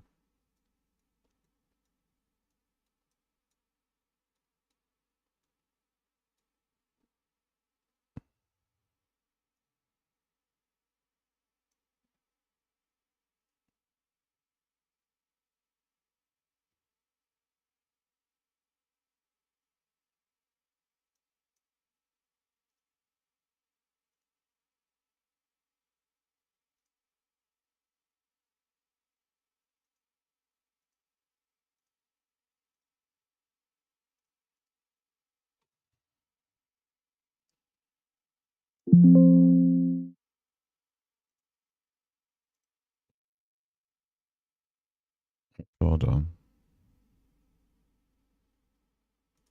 Order filled.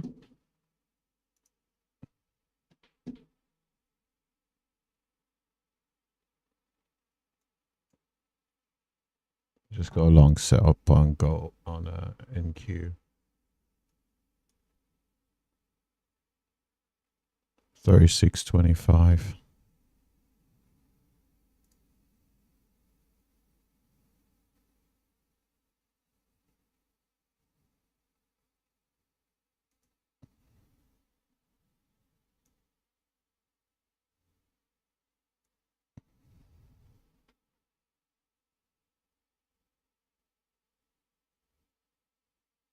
$90.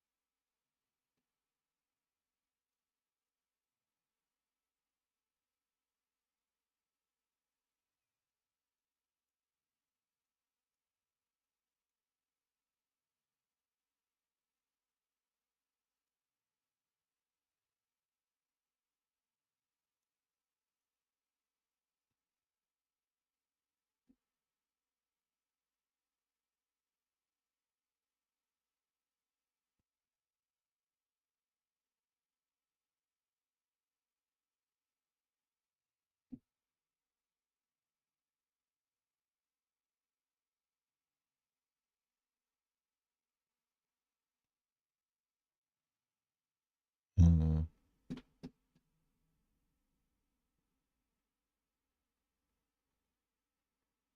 This seems a lot heavier than I'd like.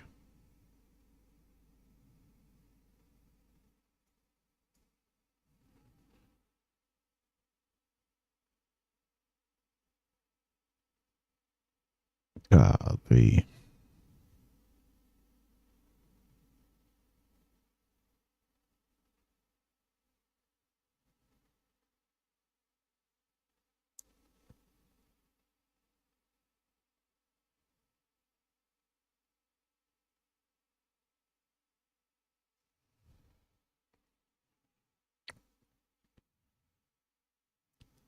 Strategy is struggling. Strategy is struggling.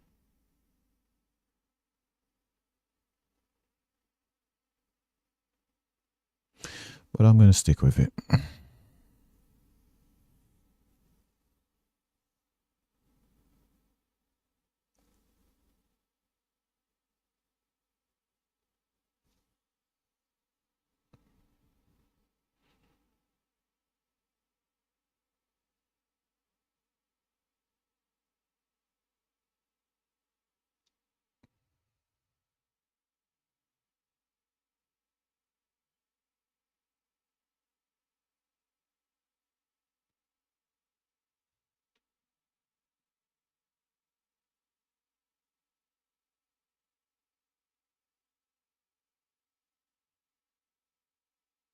Order filled.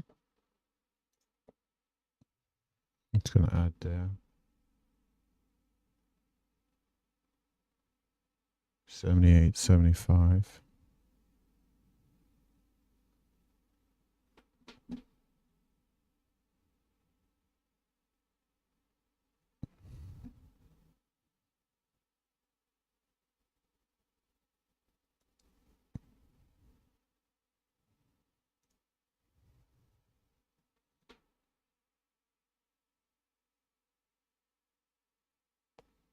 Thirty-seven, 75.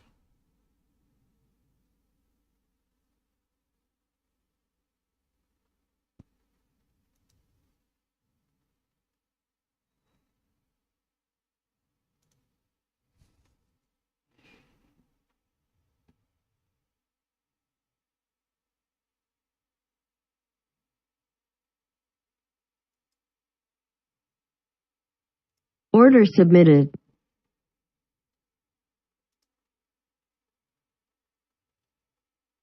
Order submitted.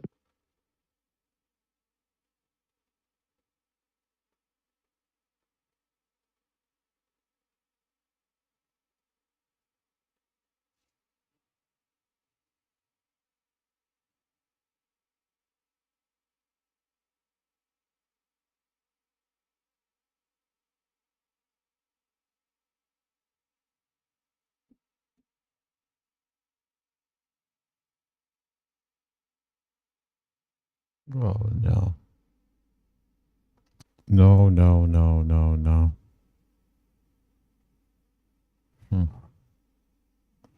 I've made the decision. I've just got to stick with it now. I thought with this move up we'd see the continuation, but immediate selling. And I can't get out because it's not a part of the plan.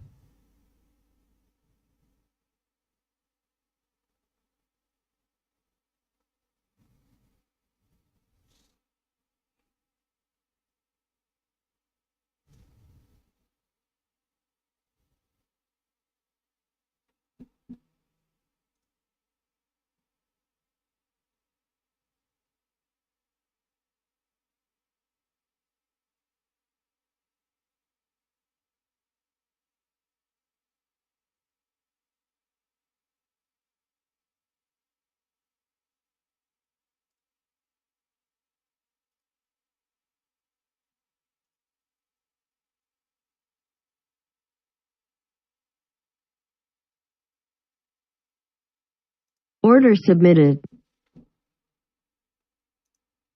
Order filled. I've just got into these,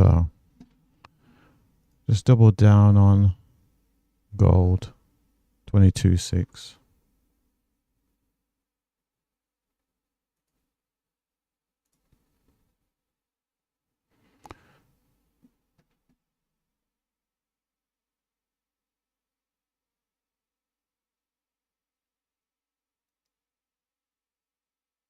Order submitted.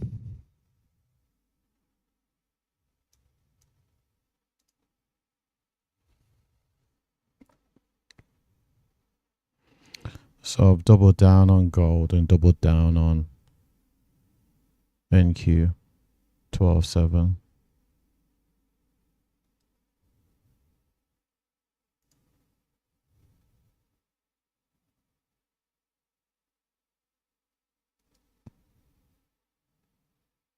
Order submitted.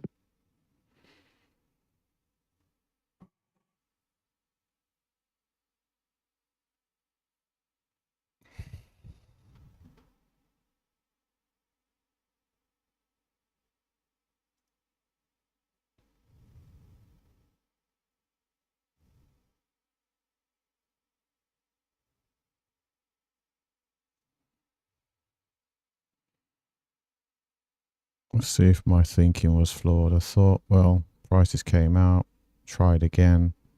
And with this bullish move, I thought, well, we'll go higher. So that's what the thinking was. So we'll see. We'll certainly see.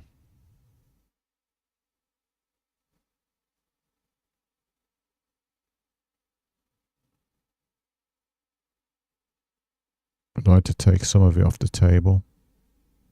Certainly on NQ. We can get to that 78.75.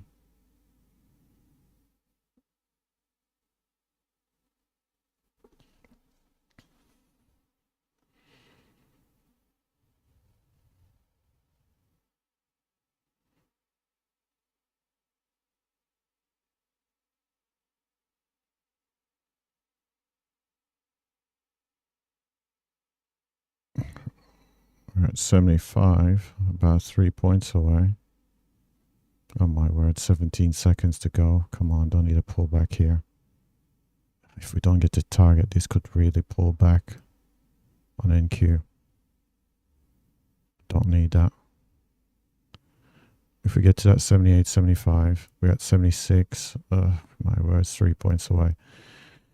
If we can get to 78.75, then I can cancel this 37.50 sell order. Oh my word, that's what I was concerned about. The large candle, the big push, large candle, then turns around. That's my concern. I'm going to try and stay patient here. Come on. I can cancel that 37.50. So we got as high as 76.25. So we need 50. We need 2.5. 2.5.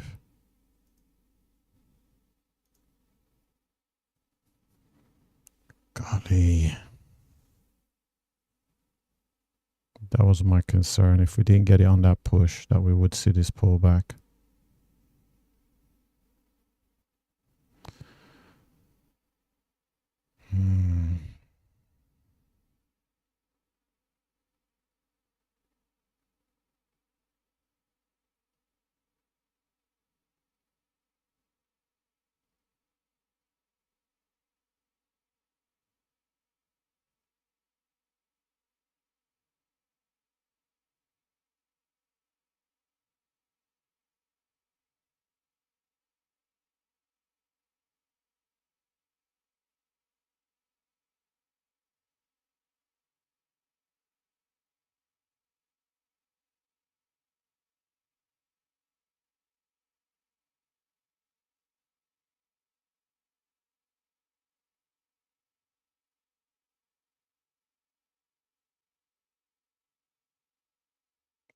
It's a good candle for my long here.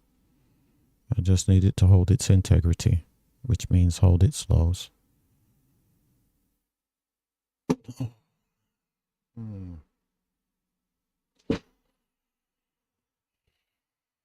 on.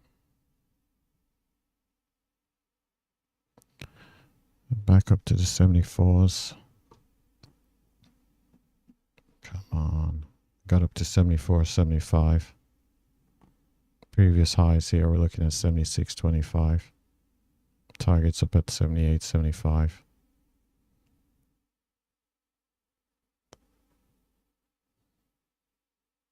Once we get to the if we get to the 78.75, I can cancel this 37.50. I can cancel that order, but not until then. So that's an okay close. The dealer would like to close higher up the candle, but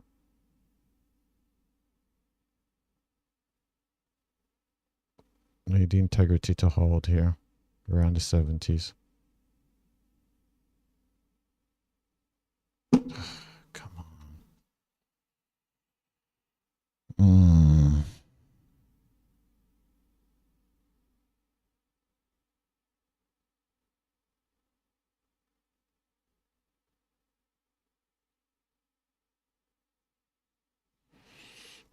With the current open P&L between the two instruments, I'm close to, I guess, slowly heading towards unrealized break even on the day. This is not helping this. Oh no. That's what I was worried about with this. If I didn't get the target, that we would see a pullback.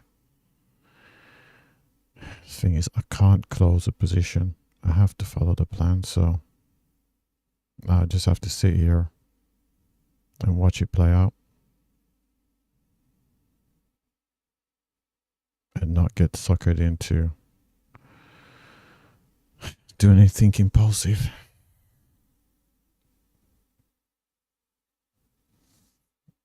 See, if I would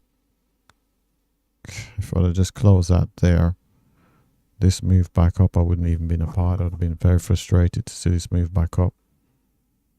There's no guarantees until we get to that level though. Seeing this move to the upside on gold.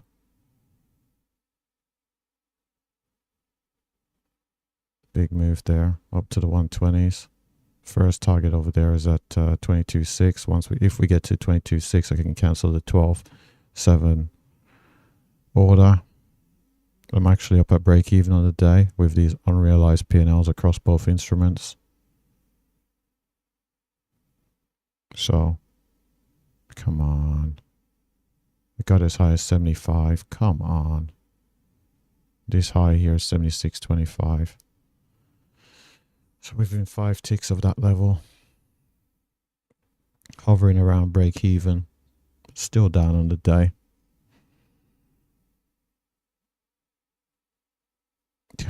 Really need this to take this off. Just to take some of the risk off the table. 76.25. Let's put an alert at 76.50. 1 tick above. I wouldn't like for it to break 1 tick and then come straight back. That would be a bad sign. If we do get there. It means that the sellers are just hanging around above that level. Okay, so we've got to 121.3. So we're 1.5 away from that very first take on gold on the right hand side of the screen here. Come on, NQ, don't do this. Golly.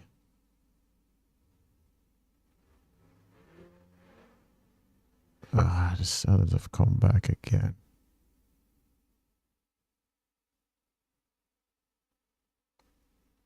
I'm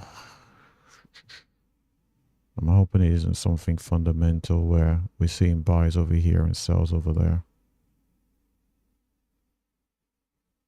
Pretty much at break even.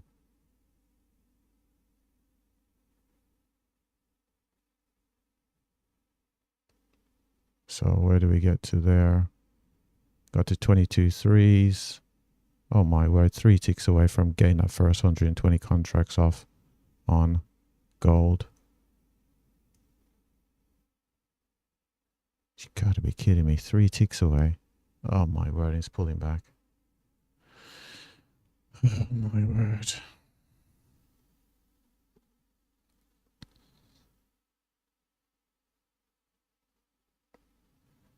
Three ticks, why couldn't you just go and get it?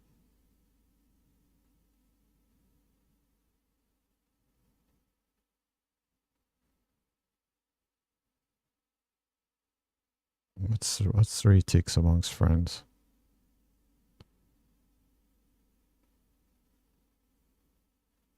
Oh my word, we're going further away from break even right now. Golly, 3 ticks. And we're 2.5 points away over here, which is 10 ticks. Oh my word.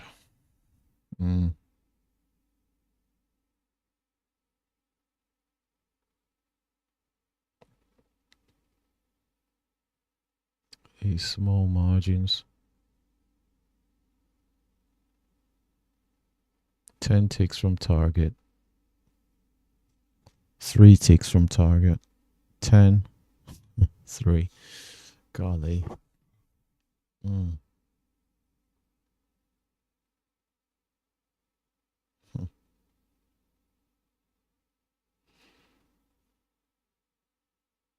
Certainly a lot further away now. We're down at the 120s.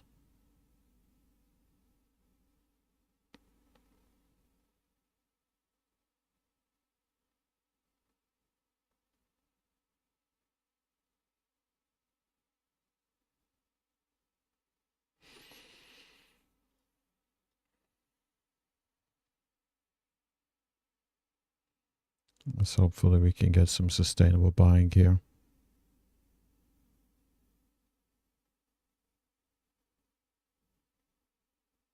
$68. That's what we want to see. So I want to see on NQ. So we've had that spike up to 73.25. Hopefully that's a sign of things to come.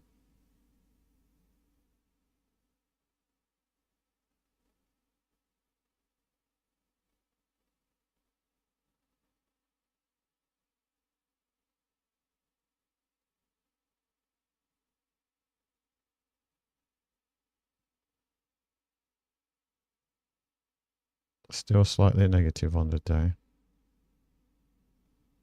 Almost at break even. Influenced strongly by what we've seen over here on NQ. Come on, don't need gold to be going the wrong way right now.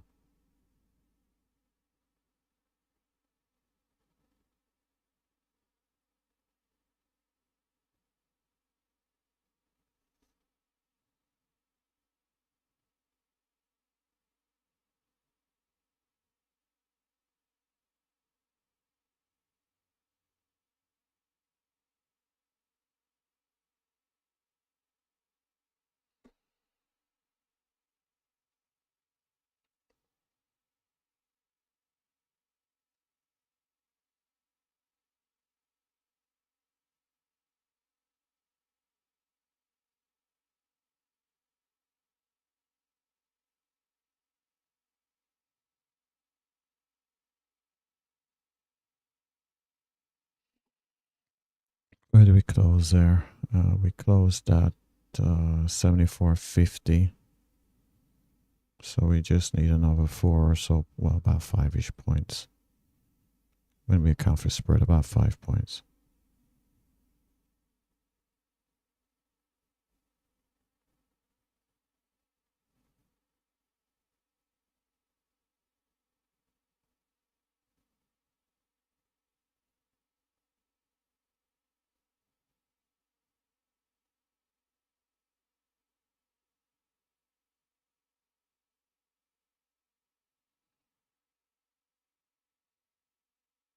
Up to 76.25 on NQ. We've got the alert set at 76.50, this line right here. There we go. 76.50 was just hit. Don't need the selling gear. Really don't want to see a new low be made. That'll be a bad sign.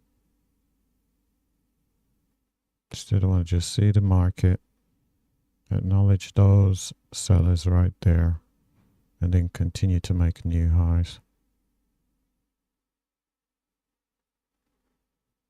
And hopefully get towards a 7. So,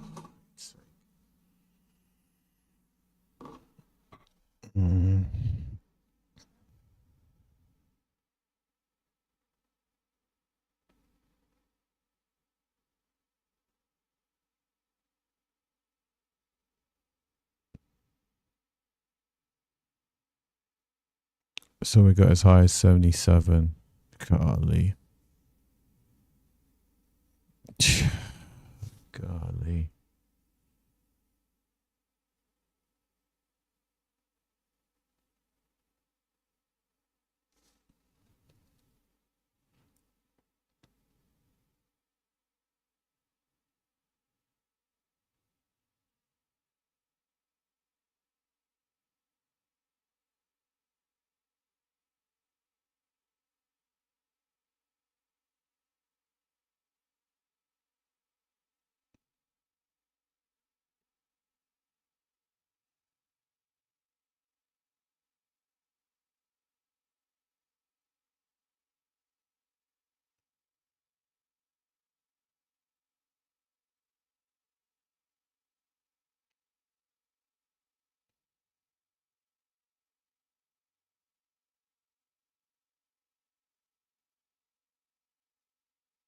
Oh, wow, just had a gap up over here.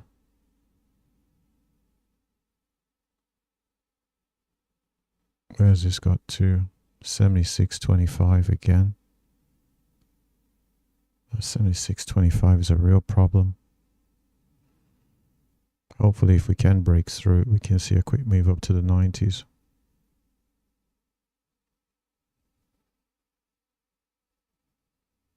So this gapped up at the start of the candle. Probably it's an indicator of low volume. Now we've come back and filled that gap.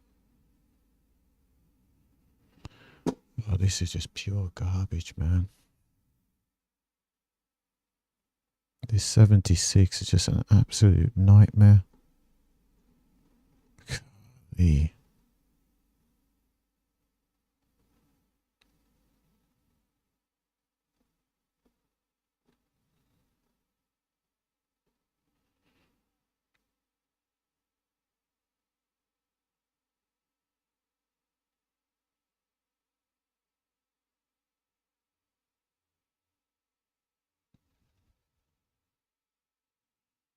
Hoping that when we do break, if we do break through that 76, we can see a move up to, like, say, a quick 10 points up to maybe say 87 or something. Zero guarantees. This could just turn around off this level. That 76 could be the high. And this thing could just turn around and stop me out.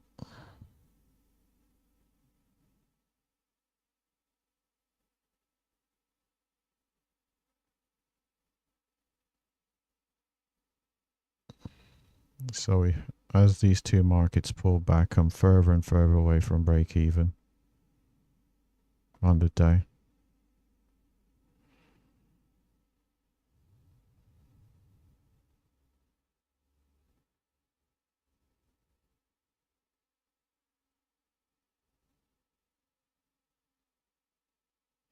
So we had this move up, and I thought for definite that we'd get that follow through to make new highs on the day off the strength of this move up. Instead, it stalled.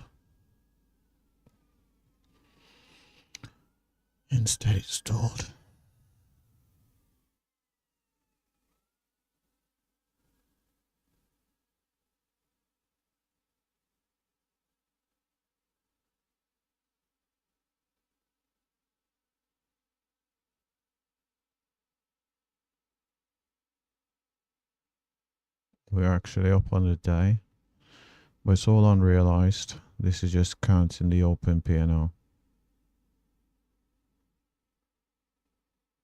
I'm trying to let these trades play themselves out.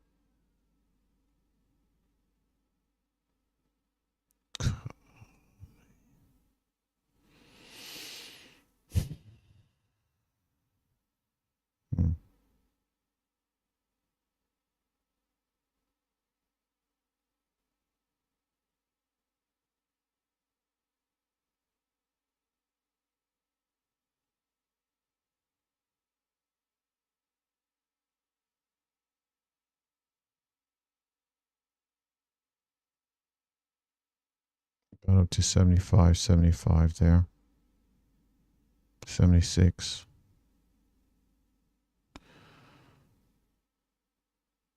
Oh, someone's wrote something in the chat. Oh, hi. Oh, it's Mr. Ethan. I was right on Snap.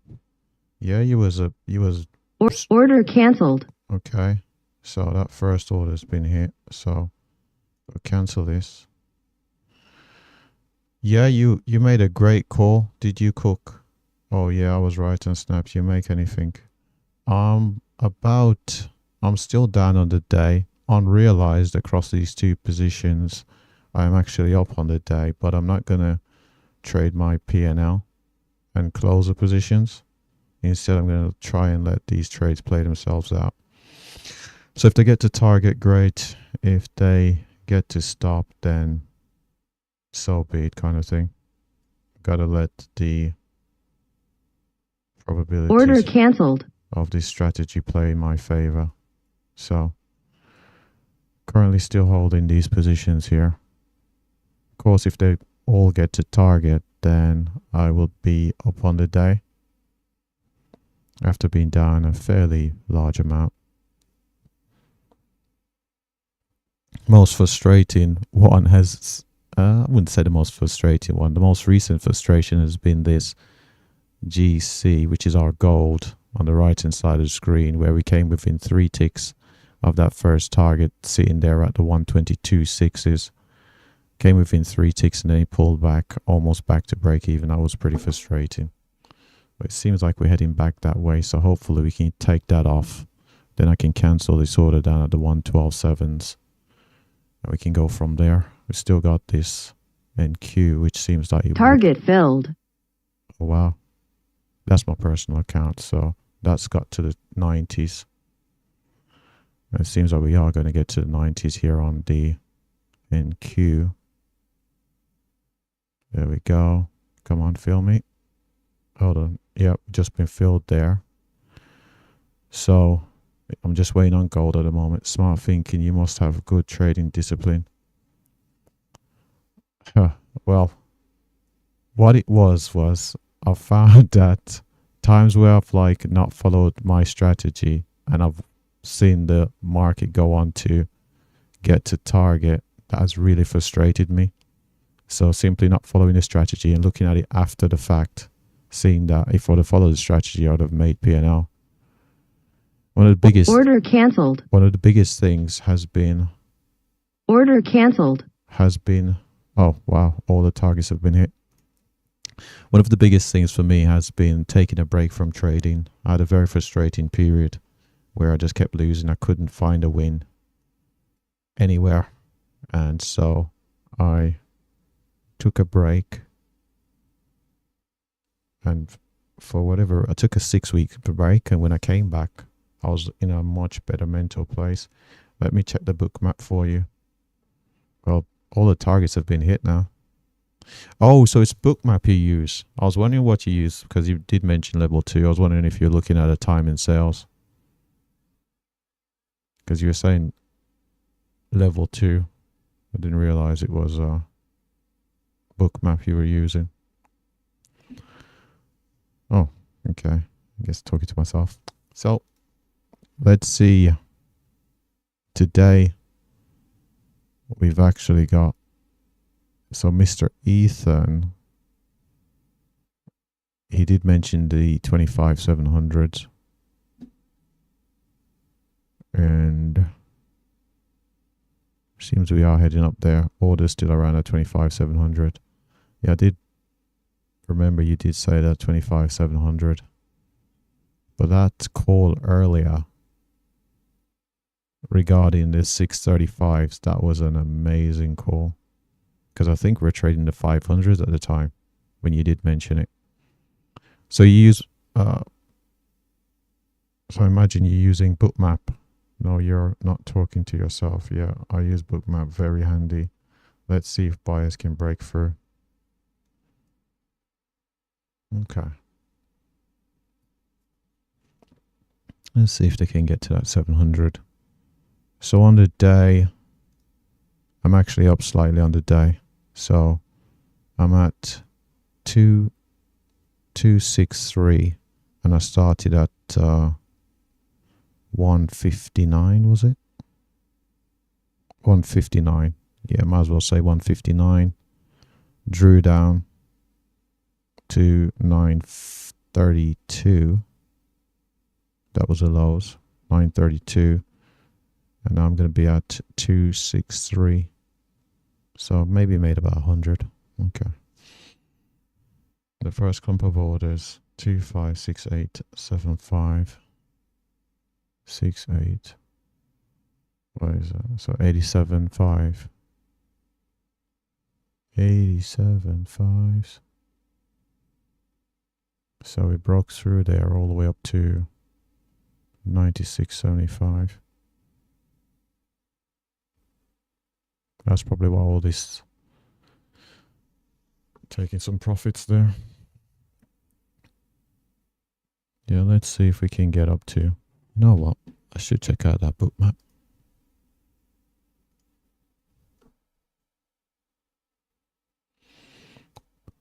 So with bookmap, does it just show limit orders or does it show stop orders as well? Let me just have a, actually I could just look for myself.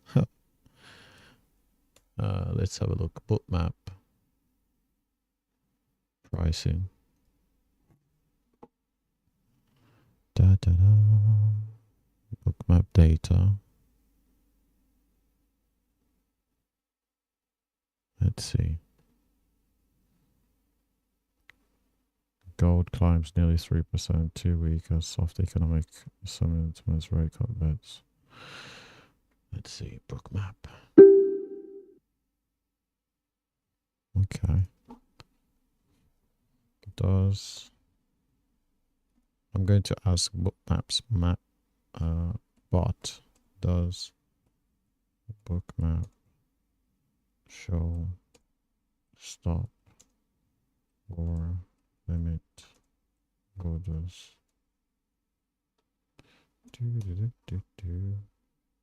Oh, it's asking for my email. Come on. It shows the whole order book as a heat map and also shows volume profiles and the orders traded at each level as well. Heavy orders are filled. Interesting.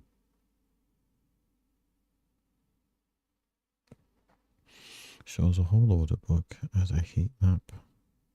Oh, I think that's probably what those bubbles are. Oh, so you got the heat map, whole order book is heat map, and also shows volume profiles. Orders trade at each level. Okay.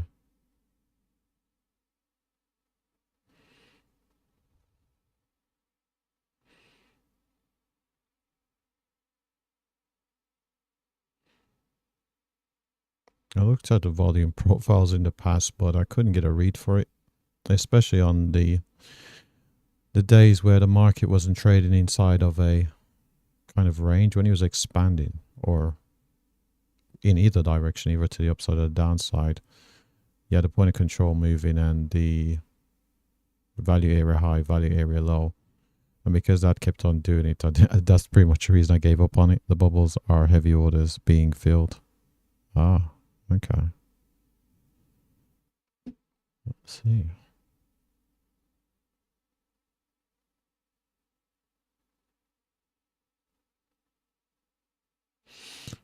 Oh, so if we broke a high and then we saw prices declined with a huge bubble, there's a bunch of sell orders sitting there. Crypto 1 hour, futures, map data 72 hours, large trades alerts, cumulative volume. Okay, let's see. US stock futures delayed. Global map data 50% off.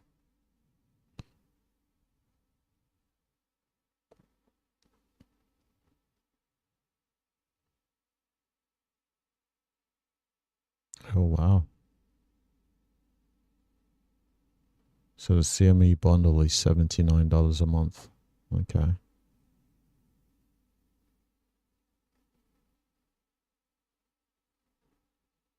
Because I only trade the CME and Colmex products. So the NASDAQ and the gold.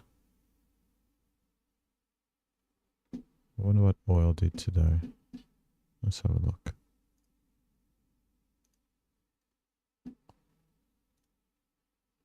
Let's see what oil did today.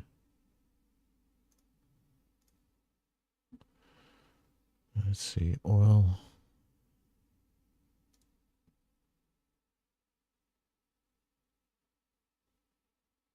Oh, oil is pretty much flat.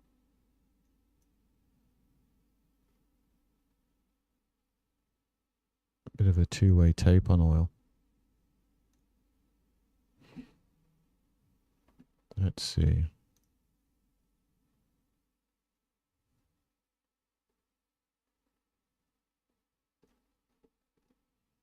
So we were looking at bookmap data. Professional data.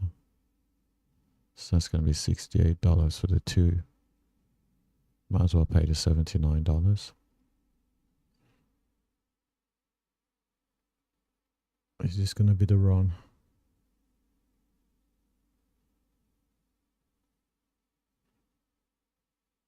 Is this going to be the run to the 25.7s? When was the last time we were at 25.7?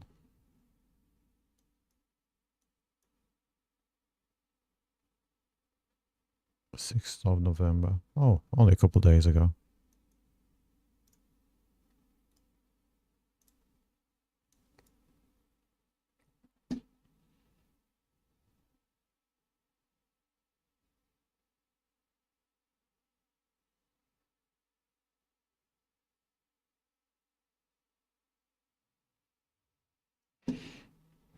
Oh, you did say something earlier, and let's see, where was it? I think I shorted and you did. Oh, I can't find it on the chat. I cannot find it. Yeah, NQ ran extra 128 orders at 750 now. That's fair. Stick to your strategy. 25,635, 161 contracts. 410. Where is it?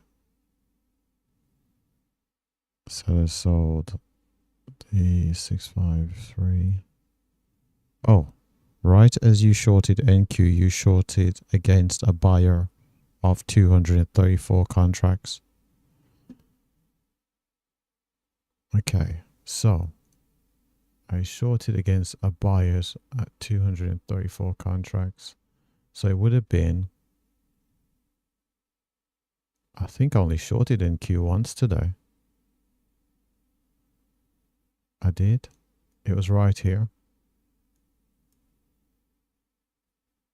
Because that's a win. That's a win. So right here is where you mentioned the sellers. Hold on. Right as you shorted NQ, you shorted against a buyer of 234 contracts. So when I shorted here, there was a net buy of 234. Oh, that book map would have been useful. I could have got out a lot earlier than where I eventually got stopped out. Because I got stopped out at the 75s and I shorted the 16s. Wow. Yep, shorted the 16s. Stopped out at the 75s. Let me just find let's try to figure this book map thing out.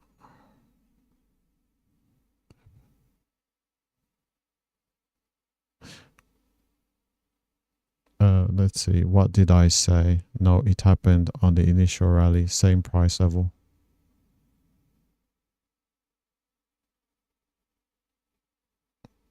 Same price level. This is the only short I took on NQ today.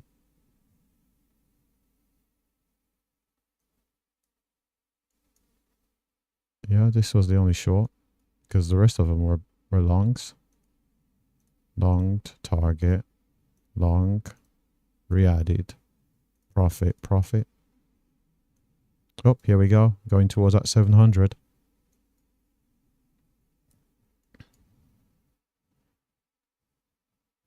So when price first started going up, there was a very large buyer. When it pulled back to that buyer, you shorted. Ah.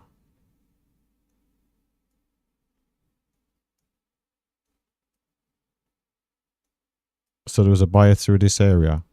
And as it came back, I shorted into that buyer. I think that's what you mean. So when you first started going up, so this one first started going up, there was a large buyer, and when it pulled back, yeah, to that buyer, you shorted. Ah, I see. So I bought it up. As it came back, I shorted, and the buyer stepped back in. Okay.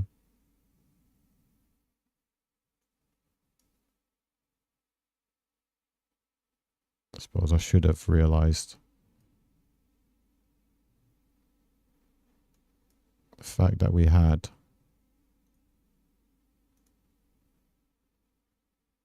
12 consecutive bullish candles, probably an indicator that there's certainly a lot of buyers in the market. I should have been a bit more aware of that. And also I drew on that wedge.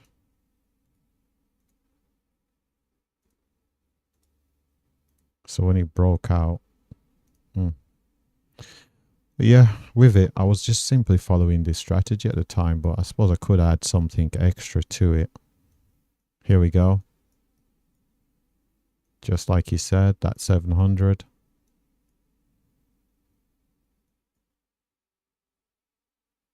And I think he mentioned 750 is the next stop, possibly.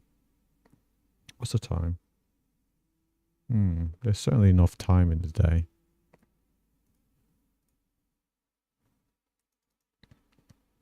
Let's see. 25,700 seems inevitable here. It was towards the bottom of that wick is where the price of the buyer entered.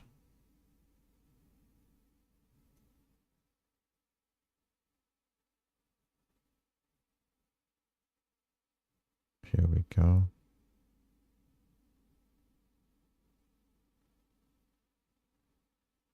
Let's see. 99.75. Oh, we got to 700. It's just that the spread means that the order hasn't been triggered.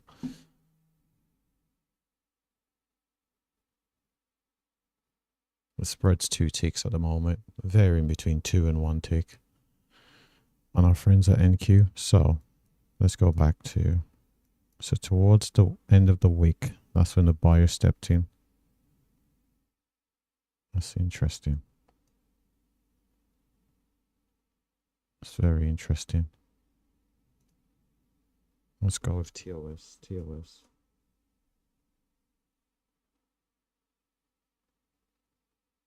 Time and sales. Time and sales. Let's go with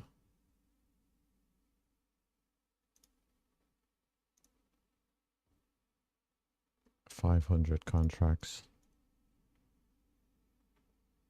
Where is the bar replay on here?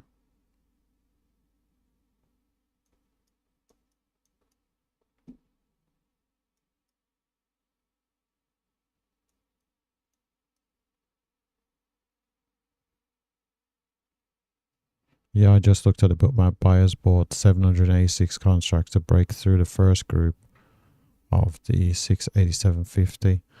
Oh, and that's the 10-point rally we saw, wasn't it? Was it 10 points? I think it was. Yeah, we got to the 96.75. So we broke it by 10, and then we came back. Here we go. About to hit the 700. There we go. Hit the 700. 242 came through there. Still, it's not enough.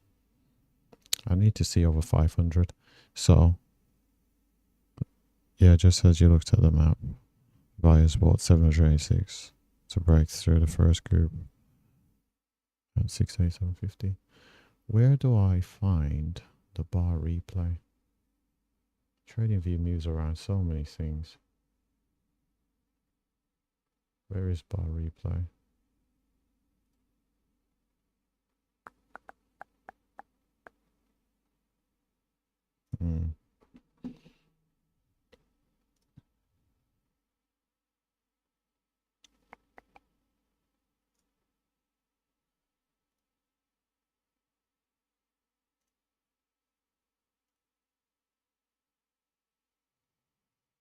Top right.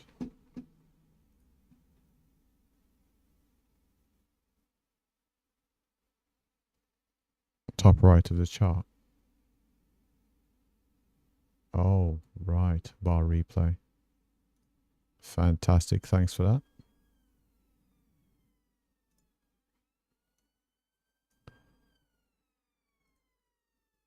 A single chart. That's all I want to do.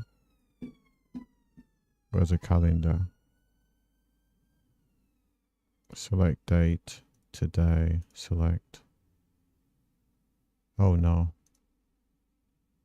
We don't want to start the day there. We would like right there. What's a pace? Yeah. I should have probably looked at, oh, hold on. Where is that stick thing? Is it right here? Where is it? No.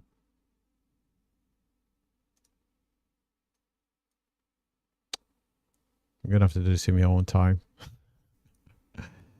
I'm gonna have to get it in my own time.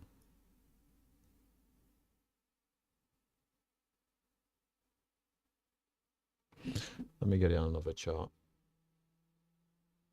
Get it on another chart. Let's see. Make it easier.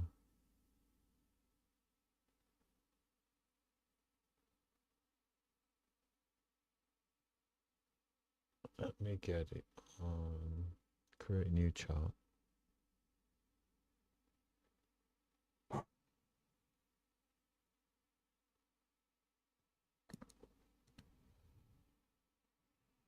So this market's moving higher.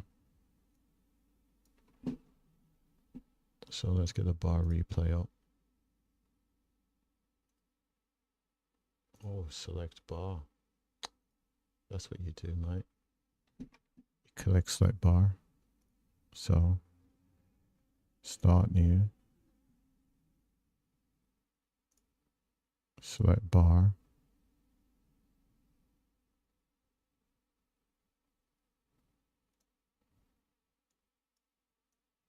Oh, it's just right there. Select bar. Let's go with 5. Let's go back. Oh, right there. Look at that. 1,170. There was a clue. Select bar. Right there. Let's get that down to ×1. And on the time in sales. So we had 783.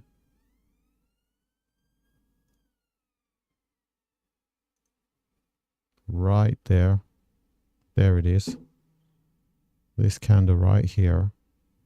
1,170. After which was followed by 720.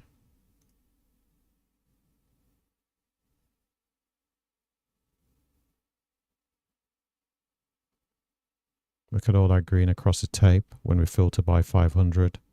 Okay, we had 1100 on that candle. Look at that. The tape's primarily green once we filter for 500 contracts. 12. Oh, wow. Look at that. So we had 1281 through here as well. Okay. Interesting. Very interesting. So right there, we had 1100 contracts on the pullback after this move up. And we saw primarily green tape when we accounted for filtering volume by 500. I'm talking about the left wick. The left wick? Let's talk about the left wick and the initial rally. This wick. Left wick. Oh, in this one here. I could imagine. You have to give me the time. Into my left wick. Initial rally. Let's get back to today. So on the wick of the candle where you shorted, the following price on the left, that's where they bought.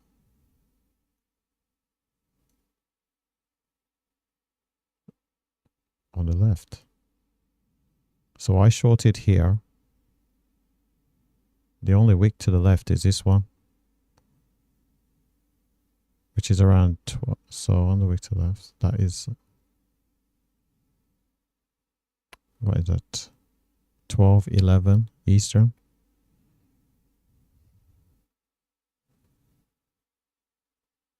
On the initial rally.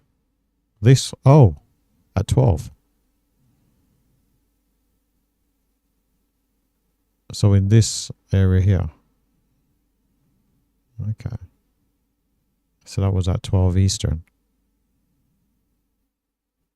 So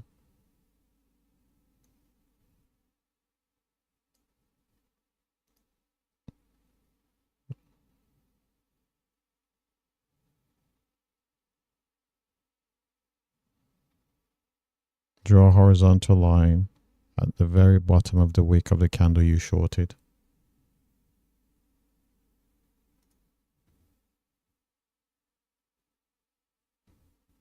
I shorted on the close of this candle, so right there. That's where I shorted. So I use this candle was a signal, and the open of this candle is where I shorted. So if I get back out of replay, reset. This is a candle I shorted. And it was based on the close of this candle. So to the left. So this is the wick. That line, very bottom of the candle. Now follow the line to the left from the wick. That's where the buyer bought on the initial rally.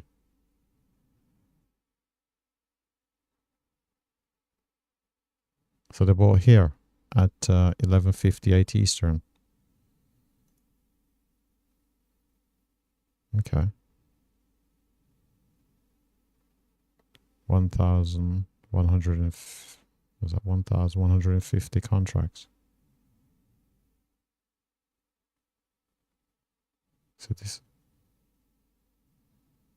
So they bought at 11:58. Okay.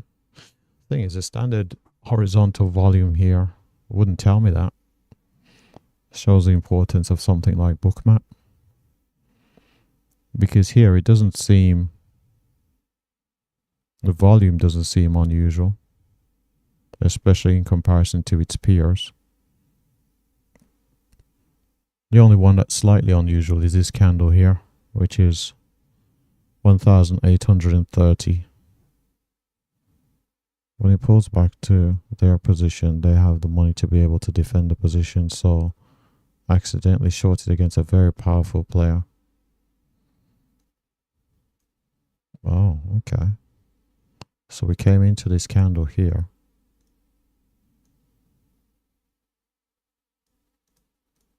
And I shorted all the way into here. And the Bookmap was saying that's a bad area to be shorting. And as you can see, they rallied and ripped my face off. The volume profile shows that the only problem is TradingView uses tick volume, not raw volume data.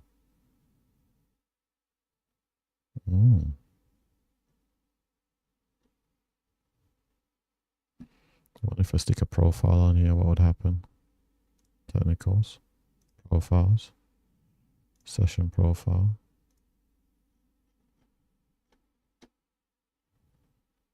Oh, I'm gonna have to flip the profile. Oh, like you said, it's flawed anyway. There's no point even using it. It is flawed anyway.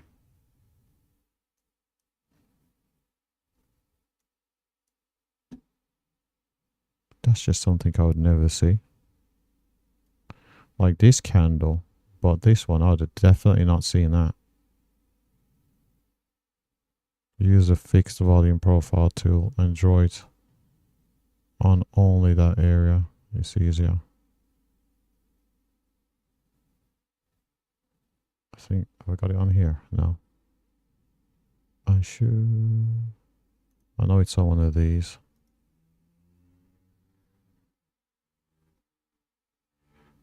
I know it's a tool. No, it's not going to be there. It should be on one of these tools. There we go. Fix volume profile. Add it to the toolbar. Where are we? We're at 712. Trading on light volume.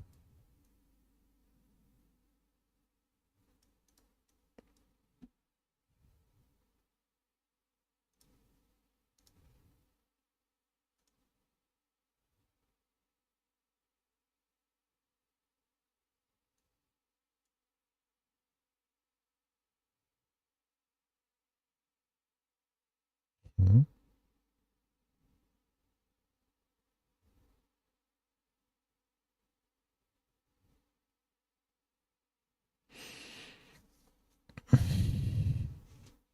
Use a fixed volume profile to draw it on only on that area. Yes. It's nothing unusual. Maybe this is just too complicated for me. Maybe I'll just have to acknowledge that. Suppose you got a low volume area through there where price revisited before rallying. So you had initial rally. Actually, maybe if I use a profile, I can't use after the fact data because that's where I shorted. This was a low volume area right there. There's a high volume node at the top of the side of the volume profile. So since the market pulled away from that area of fair value, price is back to the area it will bounce. Since the market agrees that the area it pulls back from is unfair value. So he determined that this was unfair value and pulled back. Since the market agrees that the area it pulls back to is unfair value. Since the market agrees that the area it pulls back to is unfair value. There's a high volume node on the top right hand side of the profile. Top right.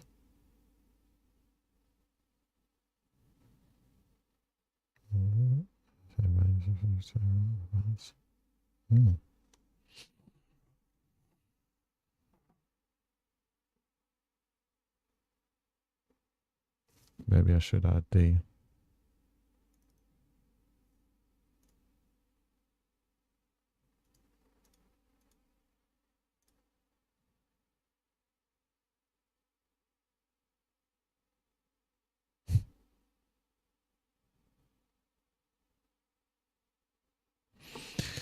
No, I think I'm just going to have to acknowledge that the volume profile is just something I'm not going to be able to understand.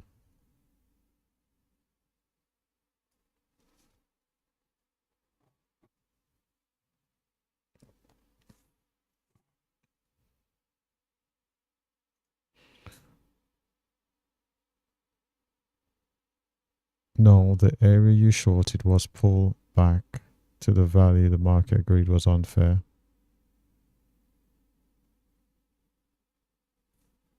Hold on, let me...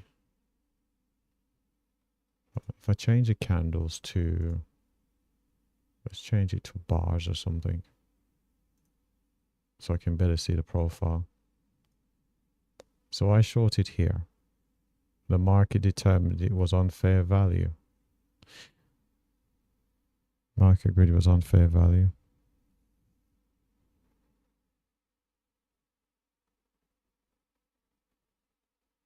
The market determined it was unfair value. I could understand if the market, we came all the way down to this high volume area, but the low volume, the market agreed that there was fair value, which it consolidated when it became unfair and left the area. The pullback has now in an area of unfair value and quickly rallied out. Oh, so we rallied out of this high volume area, which is this area down here. We broke out of the consolidation and we came back to this area. And then that's when they stepped up. Am I interpreting that correctly? Because I don't believe we're down there at any other point. I suppose if we use a session volume profile, but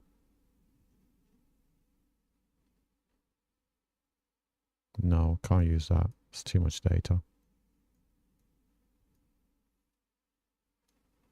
If we use the, let's say from the open, it's rather curious.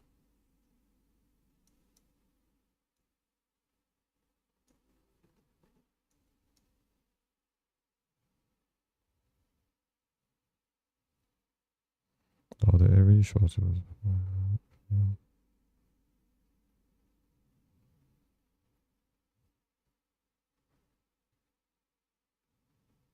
Hold on. Yes, because since that area is now on fair value, when it pulled back, the market really didn't want to be there and rallied again. Oh, okay. Now I understand. So we had this area where the market spent a lot of time in this consolidative move to the downside. And so we've put in this this high volume through this area here where we had, what's that? About 76k worth of volume. The market rallied, broke out of the consolidation and retested the area of consolidation where we had high volume. And then from there, the buyers that broke out stepped back in and rallied the market further from there to where we are trading now. Okay.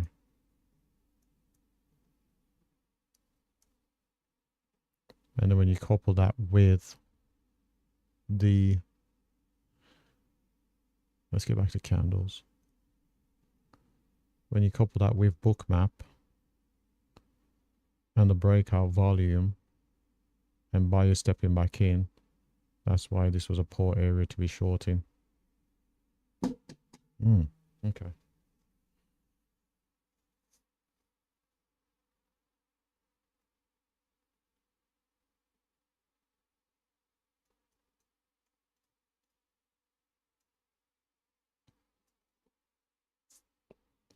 If the area was still fair value, it would have continued consolidating. But since it left the area, you can tell that something happened, maybe news or something, and the area became unfair. Ah. I see. I see. So then that would suggest that, yeah, that this wasn't a false breakout, because when it came back, it immediately got away from that area. Because as you said, it determined that that was no longer fair value for the market. Okay. Was actually my strategy. Consolidation, then it becomes unfair, then enter when it pulls back. Oh, okay.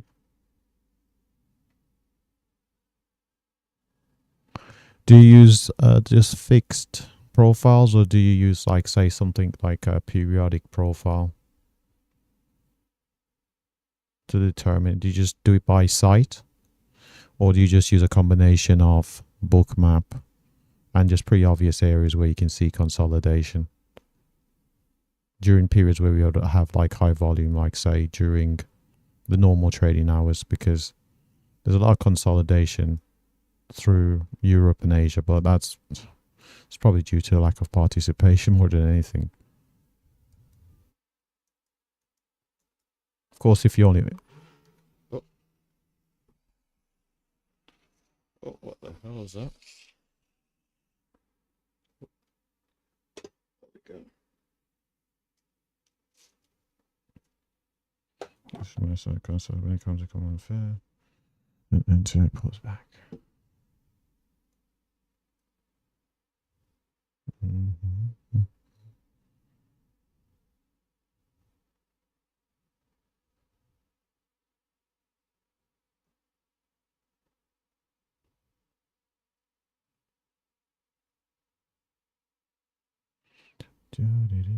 Where are we now? We're still trading the 711s, looking for the 750s.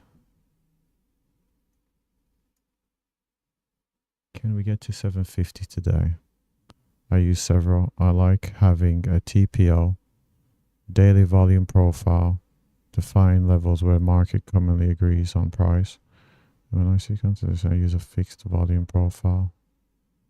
Oh, I see. Yeah, I think they've added TPOs here to the time price opportunity to our friends over at TradingView.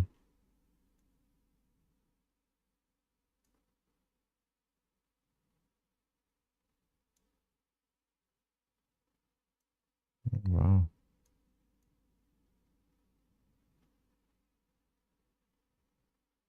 Look at that. We just never came there. And this was an area again. Came in consolidated. So imagine we broke and then we came back and retested and continued to rally. To find the levels where institutions and banks are most likely to defend. I really need to take a... You know what? This is some good stuff here. I need to take a screenshot of this. So TPO, volume profile.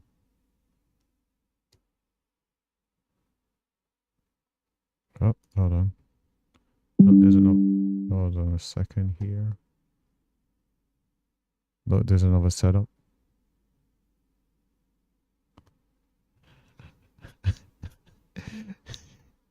This...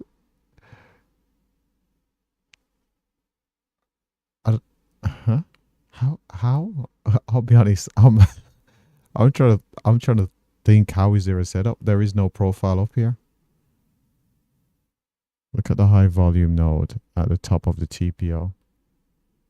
Right here, yeah. Price consolidated again once it got there and left the area. When it pulled back to area, it bounced. Oh, that's what I was theorizing. Yeah, so we had this consolidation from around the market open. We broke and we came back to this area on the TPO. And then from there, continuation to the upside. That's a pretty solid strat. Nice 57 points or so.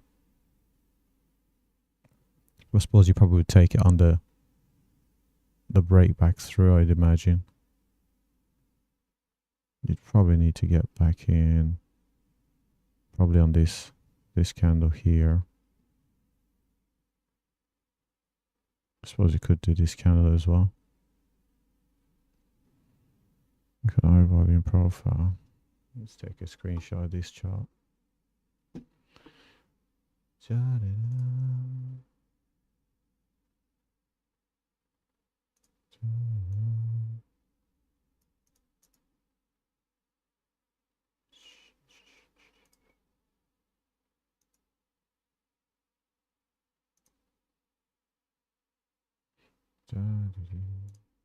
Suppose I probably could use a different tool.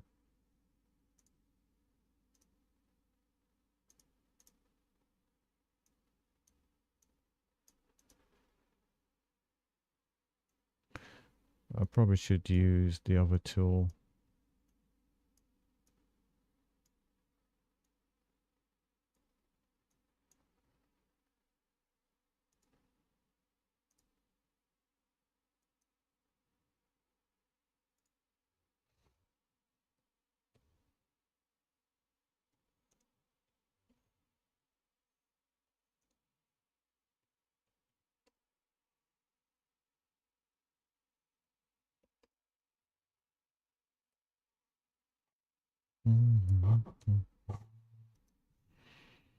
So it consolidated and left the area. pulled back, bounced when you shorted. Then it moved up, consolidate again, left the area, pulled back, rallied again.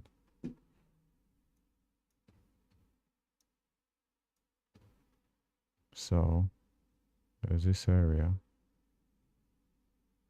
Oh, I see. So the volume was there. I shorted the other side of it, rallied all the way up to the next area of consolidation, consolidated, broke, pulled back, rallied. Hmm.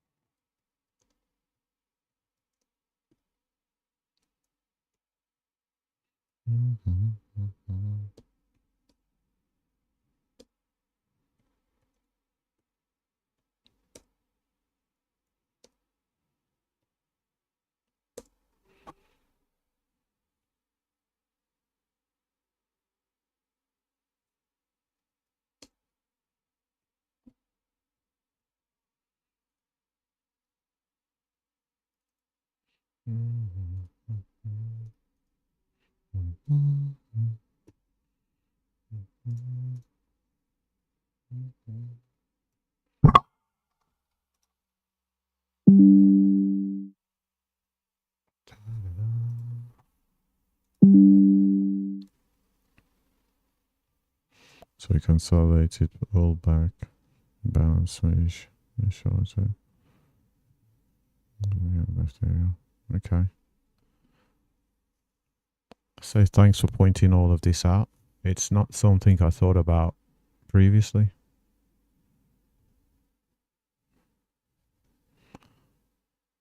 It is not something I thought about previously.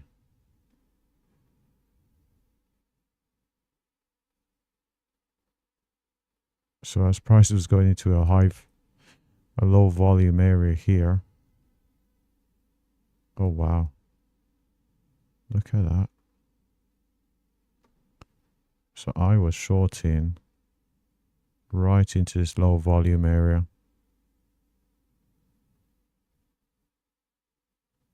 I didn't even know the TPOs had a point of control as well. 534. And I shorted 16s. Okay. I've already taken a screenshot. Let me take all of this off the chart. Let's see. Wow.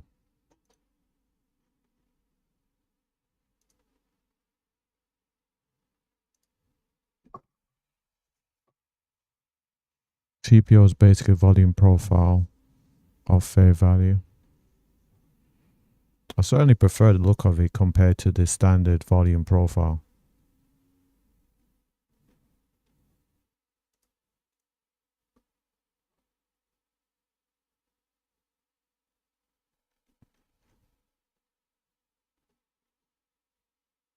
I'm not sure why is it. Oh, I imagine this is for the session. I'm not sure as to why we've got it here and over here. Whatever the case is, you can certainly see prices came into that area. That's where I shorted and it rallied. Even if I was following my standard strategy and I shorted in alignment with it, the fact that it's a high volume area and buyers stepped in certainly could have saved a few pennies and got out earlier on, say, when he started to rally here, opposed to waiting for a full stop out. And that's certainly some value. Certainly some value I can use.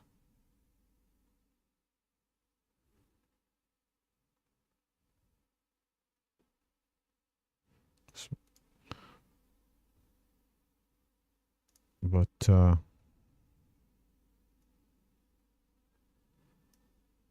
I'll have to figure out why is that not flipped. Okay, so we got high volume there.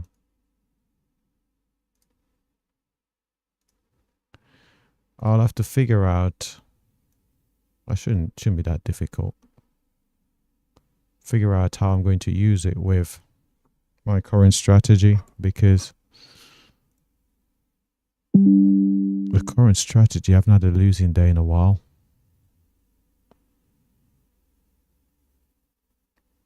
I've had drawdowns, but not a losing day. And because of that, it's difficult to add something,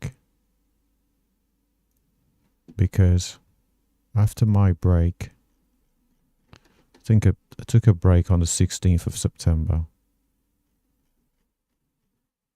And I came back on, I believe, the 3rd of, no, came back in October actually. So, there we are. So I took a break on the 16th of September because of the frustration I was having.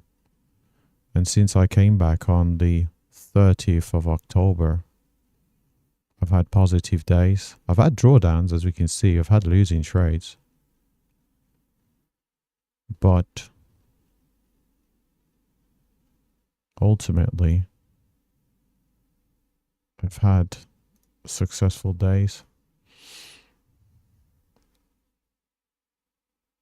But there certainly is room for improvement.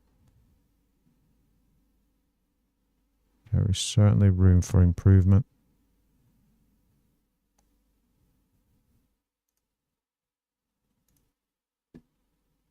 High volume.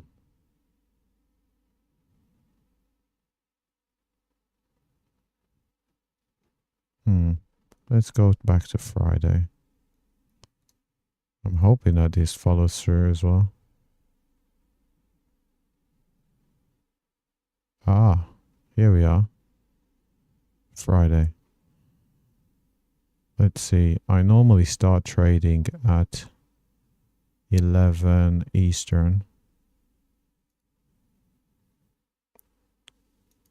Oh, this is not going to work unless I can get a fixed TPO chart. Yeah, it's going to be a bit of a problem,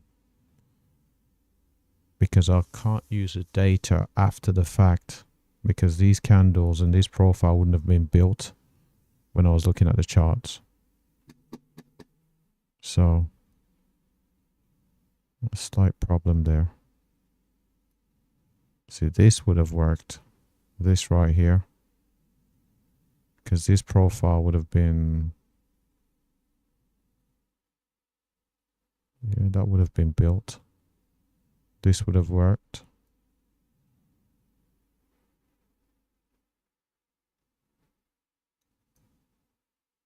I'm not sure if this would have been built,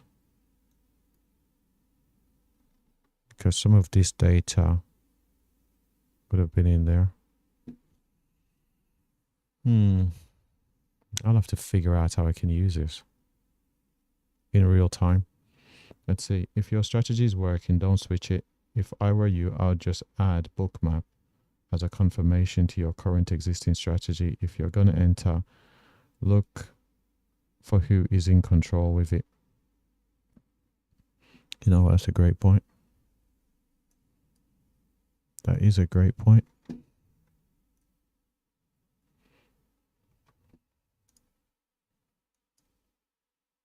Let's see. I can add it to my screenshots for today, actually.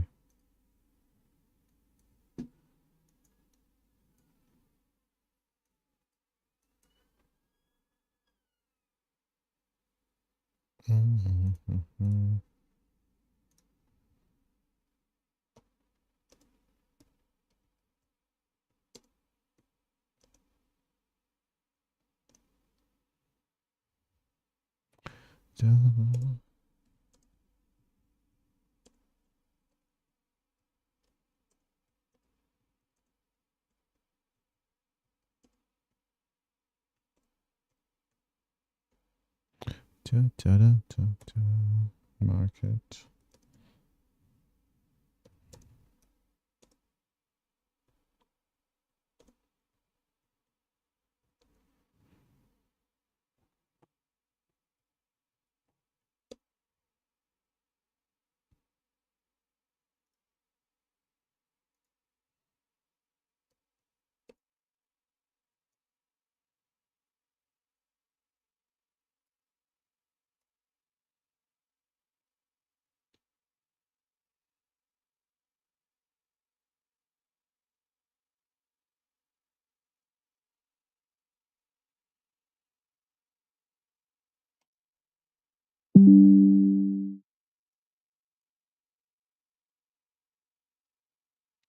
I think I'm going to have to, what I'll do is, what is this? Oh, I believe that's related to the time of sales. Yeah, it is. If your strategy is working. Yeah, I'll definitely have to look at how I can use Bookmap, because another thing as well. Hold on.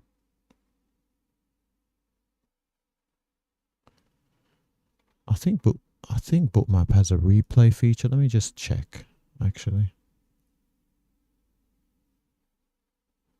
Heat map. Help heat map. See volume. Delta.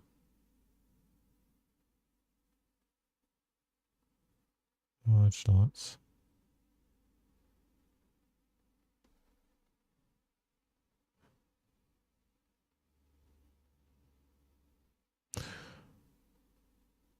I'm not sure if you trade NQ or what instrument you primarily trade, but I do know that NQ certainly has less volume than ES. Do you find the Bookmap to be reliable in that sense as well? Or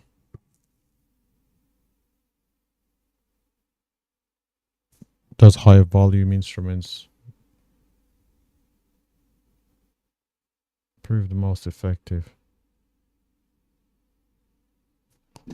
Let's have a look. Maybe I should check it out myself, actually. I'll do that. Let's see, let's see, monthly.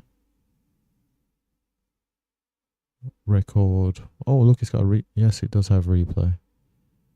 Record, replay, one-click strategy for crypto. Don't need that.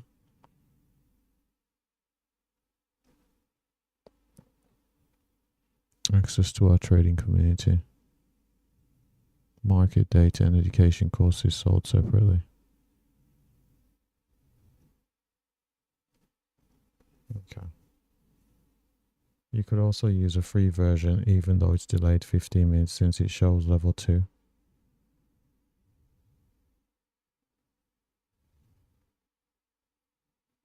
It's delayed 15 minutes.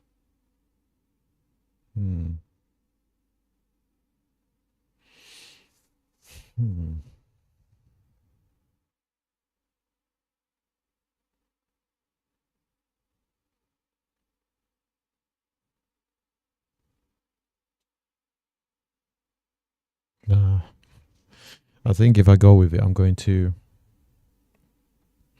think I'll go with the live version, because 15 minutes is quite a long time in trading. It can be.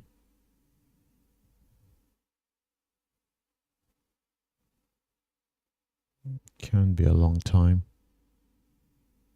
Delayed stocks and futures data.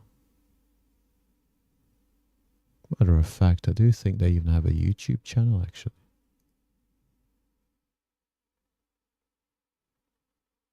Let's see. I think they've got a YouTube channel, but I don't know if it's if the data is live. Bookmap. Live NQ. It's one of the most searched things.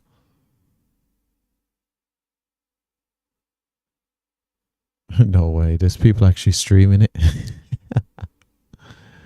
1719. Oh, so it's only 15 seconds delayed because of YouTube. That's interesting. Bookmark is great for everything, even lower volume markets. Okay, fantastic.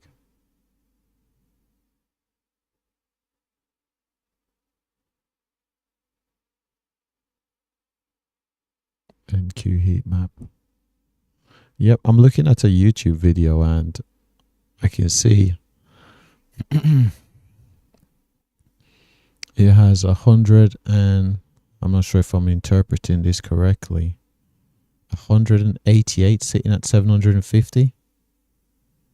Bookmap is great for everything, Even low volume markets. What are you using to see the charts? What am I using to see the charts? What do you mean? What am I using to see the charts? I'm going to need more information on that question, because what are you using to see the charts? TradingView? Maybe you mean a platform. So this is TradingView. And this is your pretty much minute chart using Japanese candlesticks. And I'm using real-time data from the CME. Yep, mine says 159 seen at 750. I wonder what's going on here. This person that I found, their live stream, they got 189 on a red profile sticking out. I'll take it's up to, it is up to, I think 189 now.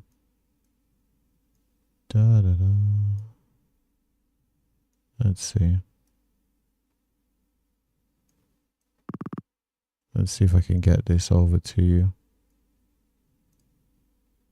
So it's saying 190 there at the 750. I think this is their heat map, and they've got some sort of profile here.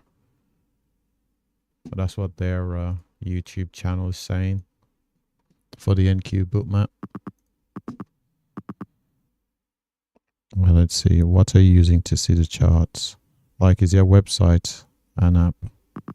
So I am using the TradingView desktop application to see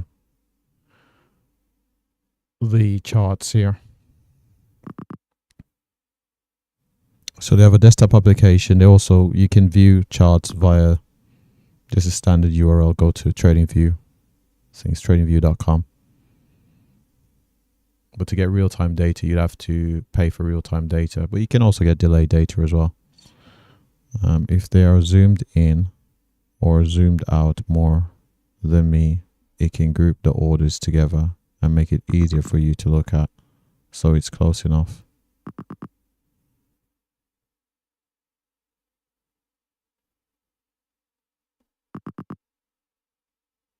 Yeah, I think it's because they're zoomed out, because I'm looking at the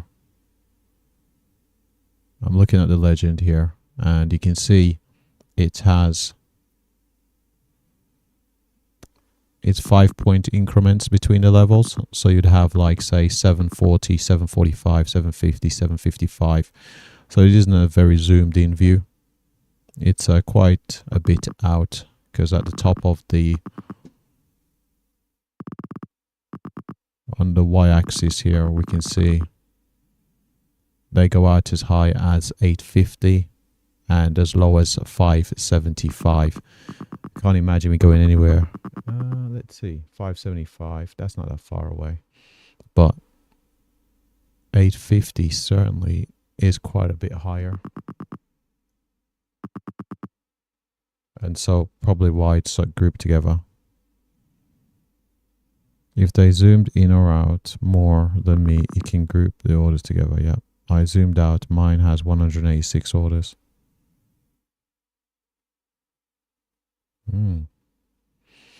Well, they've got one. They currently have 190. You have 186. 4 orders. Seems some orders are being put in here between that 730 and 735.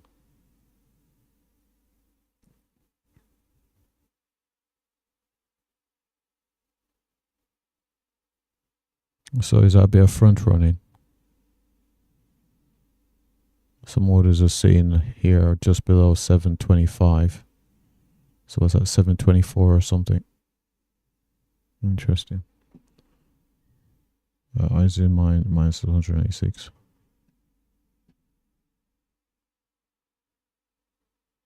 I wonder if this person is actually using a book map. Let's see.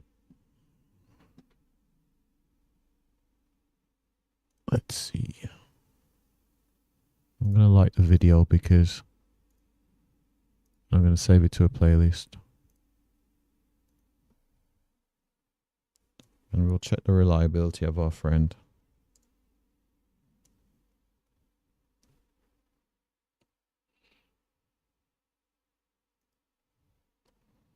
We'll find another source here.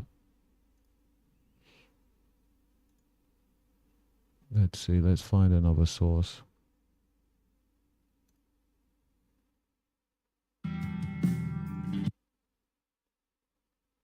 Okay, this is a more zoomed in view.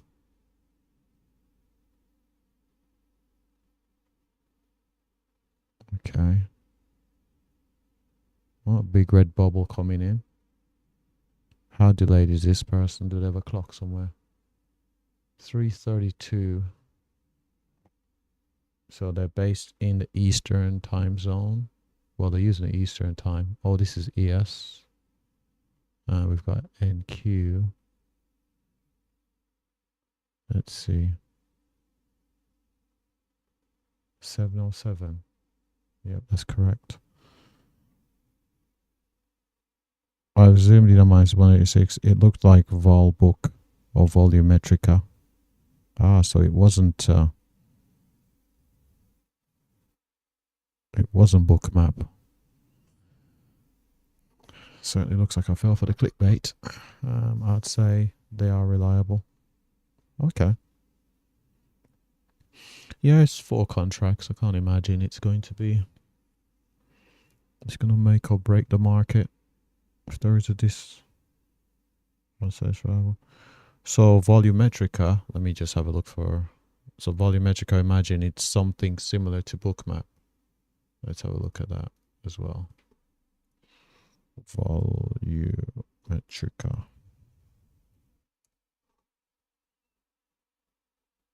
Oh, it's a trading platform, is it? Yep. Volume analysis.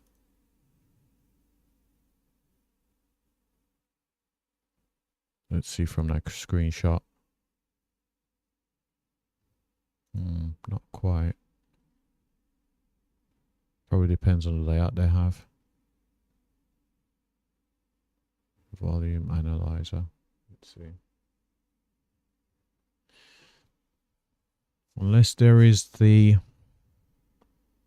what's it called? Market imbalances that comes out at 3:50 Eastern. 7:50. Oh, there we are. There comes the bias. Do we have any? It is Monday, so we shouldn't have any major stock earnings.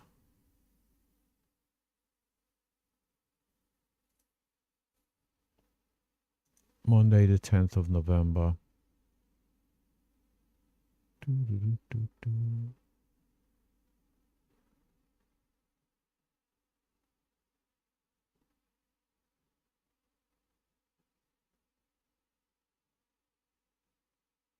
So the largest being Sony Group. That's not going to do anything for the market.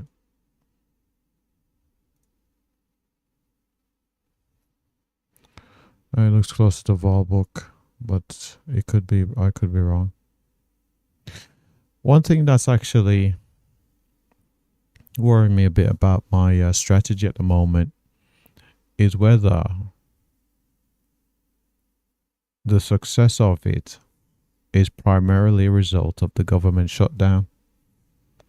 And that's something I've just thought about. The fact that we have a light economic calendar. I suppose we do have some data coming out here and there. But the government shutdown in the United States, whether that's reducing it's giving me better price action for my strategy. And that's something that I am thinking about.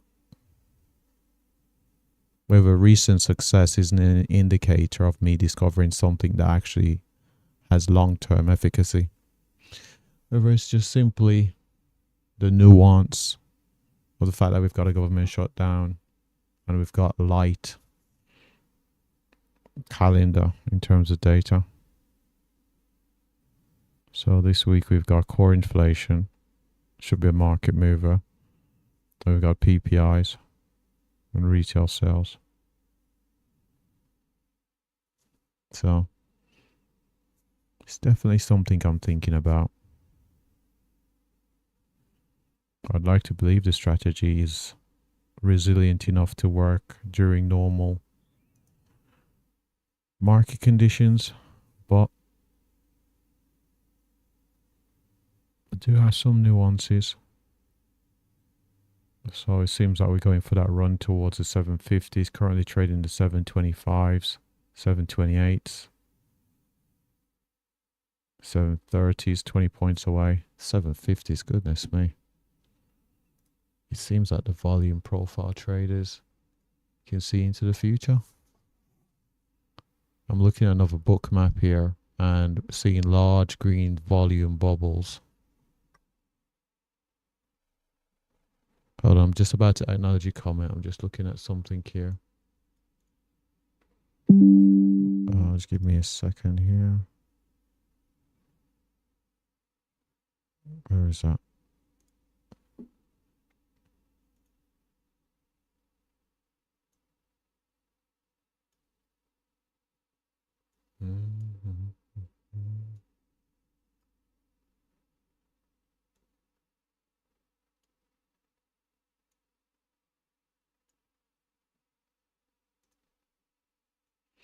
So from one of the videos I found, you can see these large green bubbles here as the market's rallying into the 20s on NQ. You can see something similar on ES on the left hand side of the screenshot there. So at 336, from there we had the rally. So 36.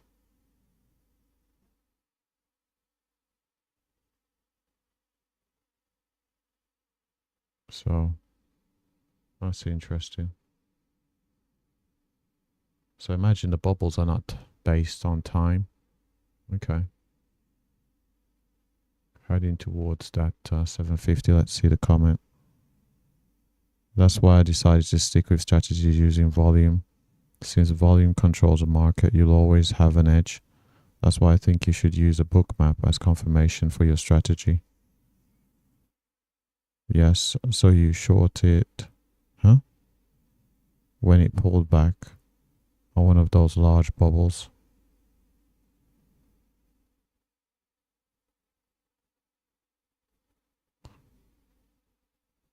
I thought the bubbles were like after the fact. I thought the bubbles are executed orders and not pending orders. Or am I wrong?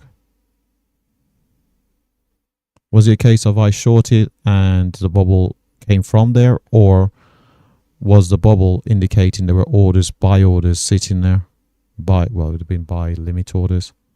Yes, so you shorted when it pulled back to one of those large bubbles.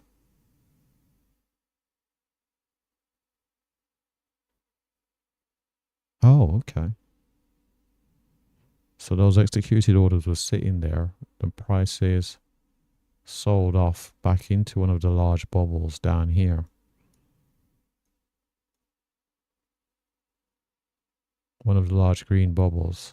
So as it came down, the book map would have had a large bubble somewhere around here.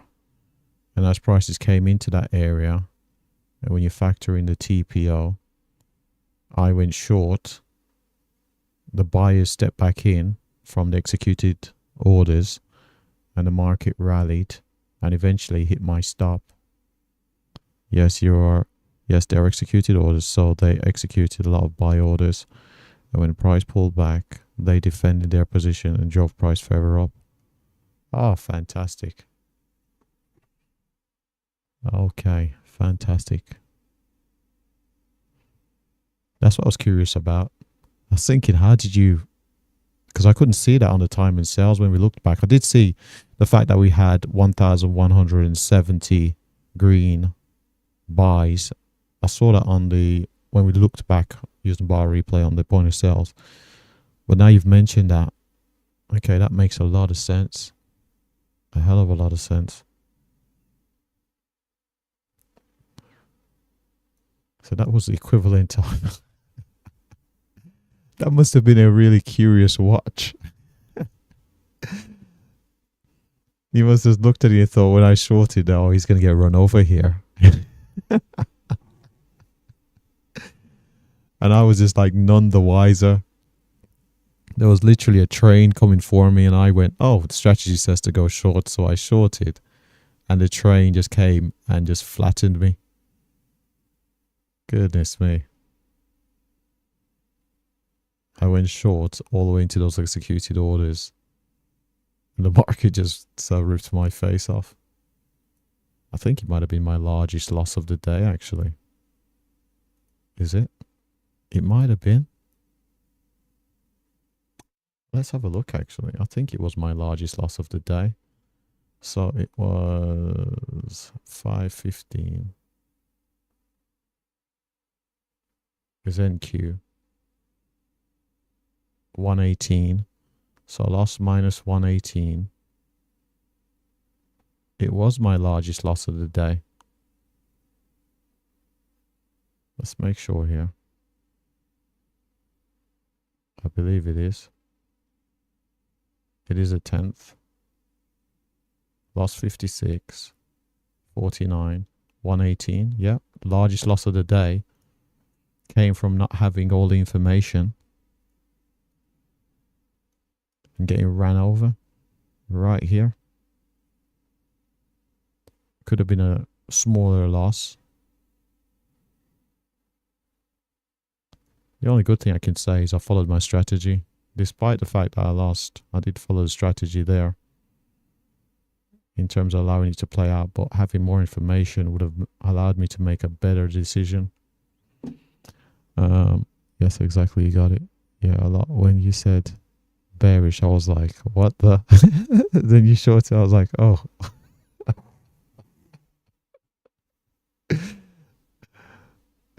You should have went into the chat and just said no with exclamation marks. To be fair, you did write in the chat at the time. You did mention it in the chat. I did remember seeing it. I saw it out of the corner of my eye. I didn't actually have the full chat up at the time. I had like, it was a slightly restricted view, but I did see it. And I was confused. I was thinking, what's he on about? I sold into buyers. I looked at the charts and I thought, well, the volume doesn't seem unusual. So I thought, a bit curious. So, goodness me. Seems I'm going to have to learn bookmap by... No, there's no way I'm going to learn bookmap within a week. There's no way I'm going to learn bookmap within a week. But it's certainly interesting. Let's see.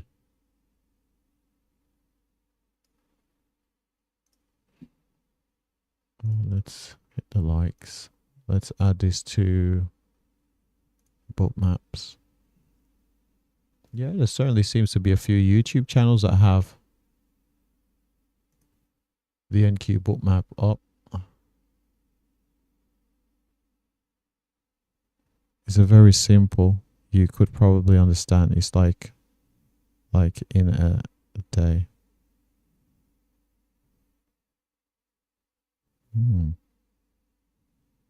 If you put your mind to it.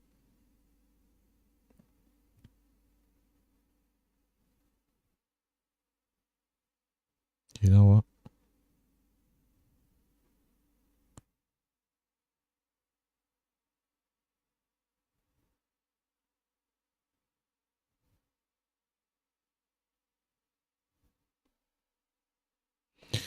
Okay, so let me just see if I've got this right. The bubbles are executed orders, and the horizontal lines that we see based on, also based on color and thickness, are pending orders that have not been executed. Is that the very simplistic and basic way to see it?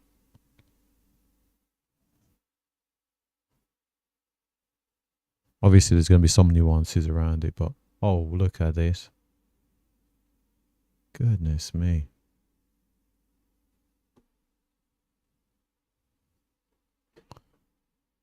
Wow.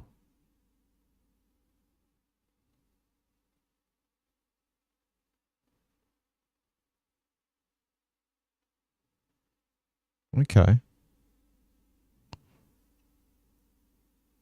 If this hits 750, come on. Come on. Unbelievable. This is like seeing the future. It's like, it makes me think, how does anybody lose money trading with this sort of information? Goodness me. If this gets to 750, you said 750 before we even got to 700. Goodness me. It's literally a big red bubble. Price move down. Aggressive sellers. Big red bubble. No move down. Limit order buy. AK absorption. Then the opposite for green. Oh, wow. We've got to the 750. Just like you said. Wow.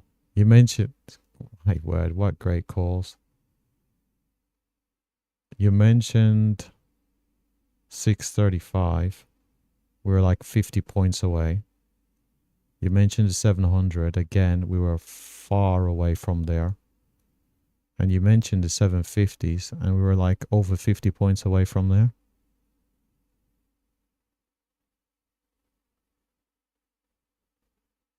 In a strange way, I refuse to believe it can be. Despite the evidence, it's... Wow. Then the heat map is a big red line, or a big order. It's literally a big red bubble, price move down, equal aggressive sellers. Big red bubble, no move down, limit order buying, AK absorption, and the opposite for green. Ah, so if I see a big red bubble and it doesn't move down from there, that means that we've got some passive buyers, probably like sitting in an icebreaker that's holding the market up. Is that what you mean by the absorption? Oh wow, look at this. Goodness me. So we've seen this rally before we even got to the imbalances at 350. It's literally big red bubble. First move down, aggressive sellers. Big red bubble.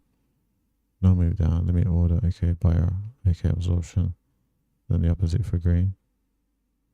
So if you see a big green bubble and the price doesn't move up, some passive sellers sitting there, and in all likelihood the market's probably going to move down despite the fact that we've got a green bubble because they've executed and they can't rally it. So that means there's far more sellers. I think that's what you're saying. That's information I wouldn't be able to get from a chart. There's no way I could get that from a chart. Or unless I became really good at interpreting time and sales. So we had 460 at 250. So we still didn't even get 500 contracts here. Yeah, so on the bid ask, the bid is a seller's, but if someone has a limit buy order, it shows up as a sell. And price doesn't move down, the opposite is for a buy.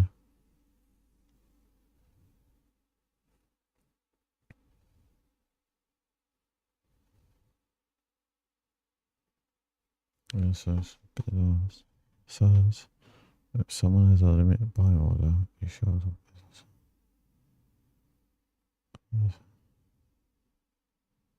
Limit buy order.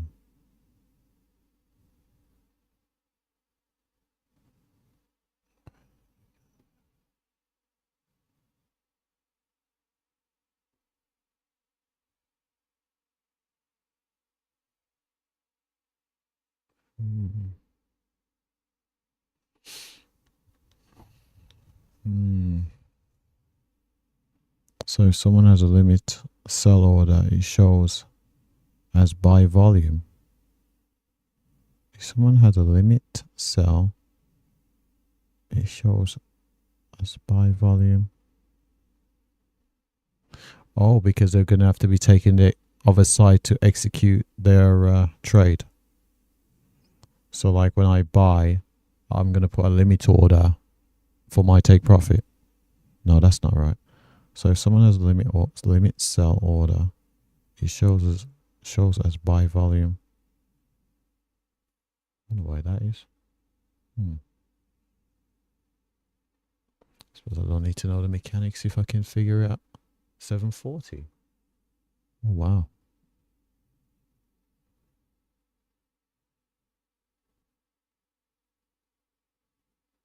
No, I'm not a fan of this person's volume bookmap.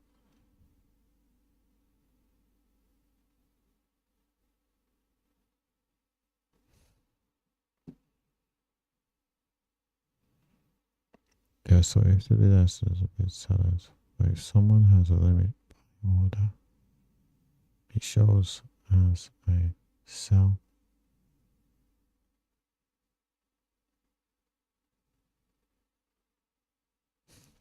Limit buy order shows as a sell. If someone has a limit sell order, it shows as buy. Limit sell order.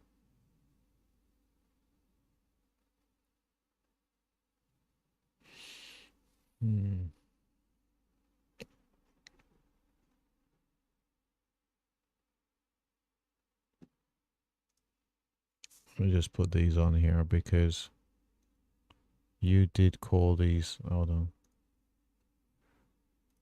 You did call these levels. Da, da, da, da, da.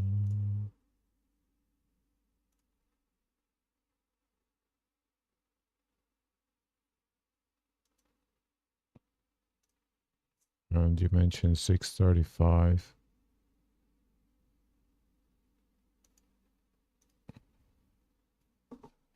I need to take a screenshot of this. You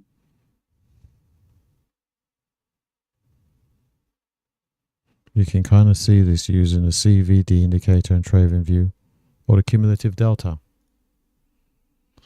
Cumulative delta.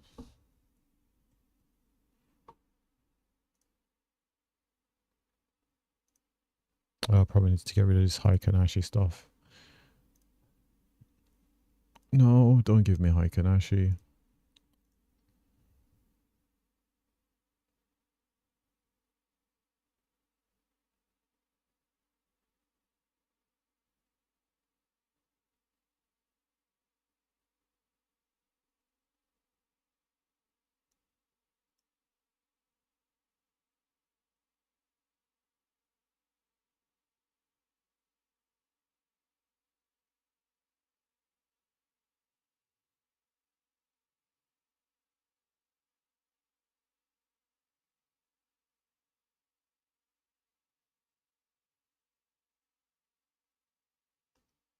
No, I'm going to put my hands up with the cumulative delta. It's an indicator. I'm not the biggest. It's probably because I don't understand it, but it tracks price a little bit too much for my liking. Because I think it's whether it's market orders or not. Hold on. 472. It's interesting that we had 461 over here. It's because I've changed this. That's why it's not sitting there. We had 461. We broke above the highs and we're continuing lower. But it's interesting that we got got to the 750s. You did mention could only get as high as 60. So only 10 points. And I guess everybody was looking at that level. And look at the market just moved down. Especially when this rally here failed. Wow. 36 points. It's a lot of volatility there. It's quite a bit of volume on this pin bar that took out those highs. Took out those highs with high volume. Let's see. You can kind of see it in the CVD indicator, cumulative delta, or even the volume profile. No, the volume you have currently shows some absorption. Notice some big volume spikes have very small candles. That means there's a lot of buying and selling, yet they were absorbed. Yeah, certainly, because we can see here high volume on the move down. We took out those highs. We actually had more volume on this candle here, but this candle showed a rejection as prices got above the highs, closed near its lows, and of course we've seen selling follow through to the downside. Be interesting. Maybe start new. Come on. I need the data for let's get the data.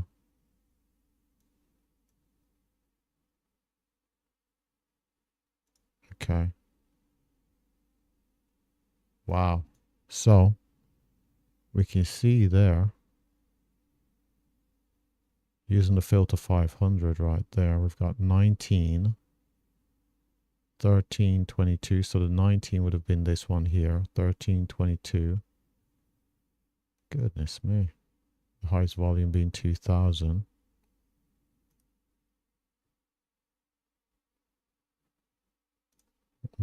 Interesting. Let's see. The market chases liquidity, so large orders can act as a kind of magnet for price. I can certainly see that now.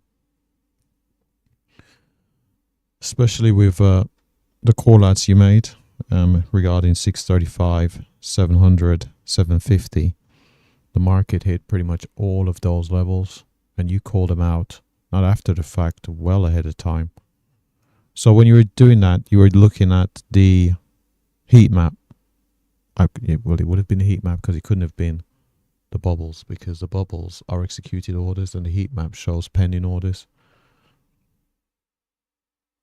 So if we were to go on to say a replay of the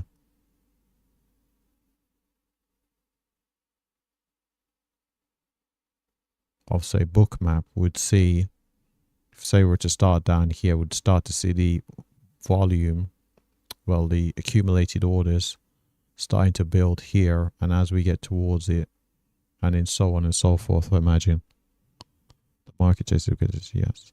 Okay. Fantastic. So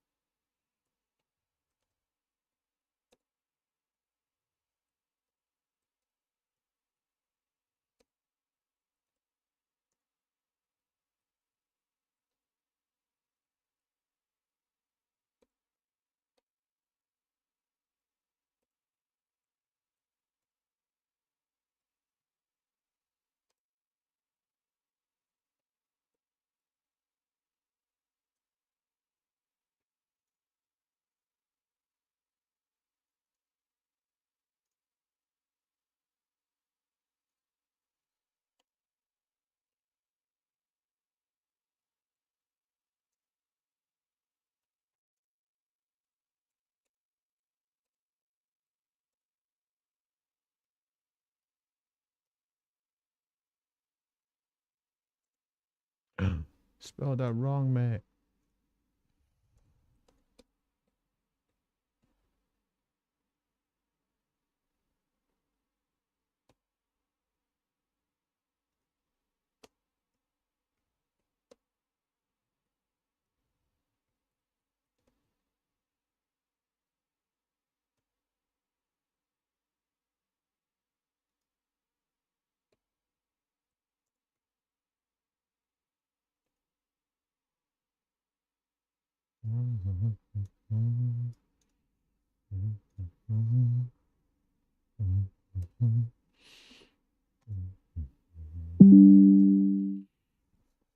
Take a screenshot of that.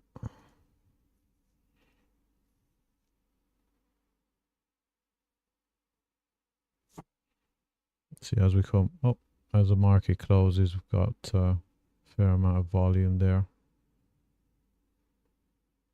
So the most volume has been on the buy side, and it would have been this candle right here, 981. Small move down. Seeing a bit of a rally. Seeing a bit of a rally. 9 points. Wonder if we'll clear these highs up at 32s.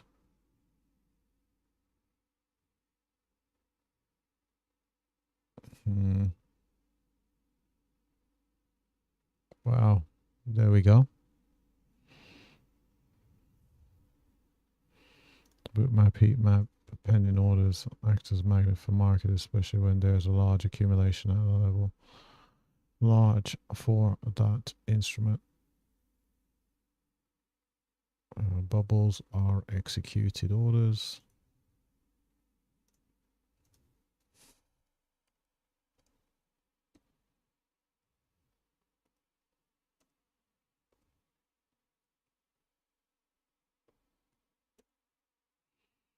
Da da da da da.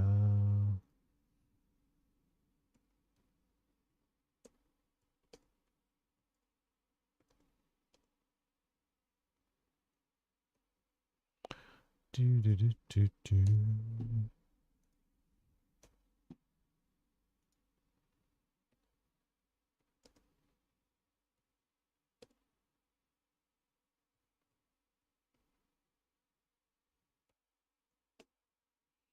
Resistance.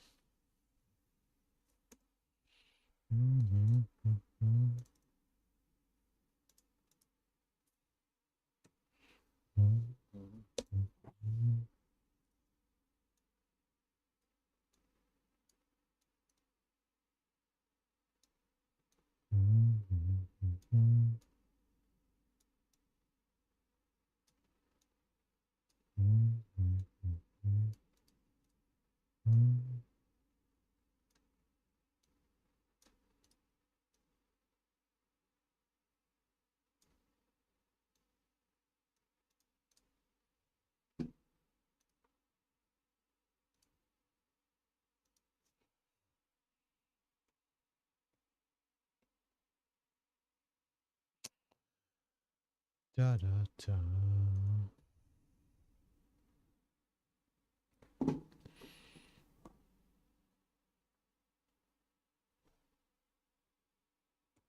God. Butchered. Butchered.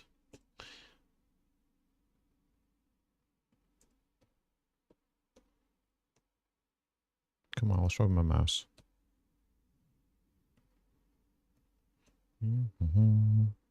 Well, come on.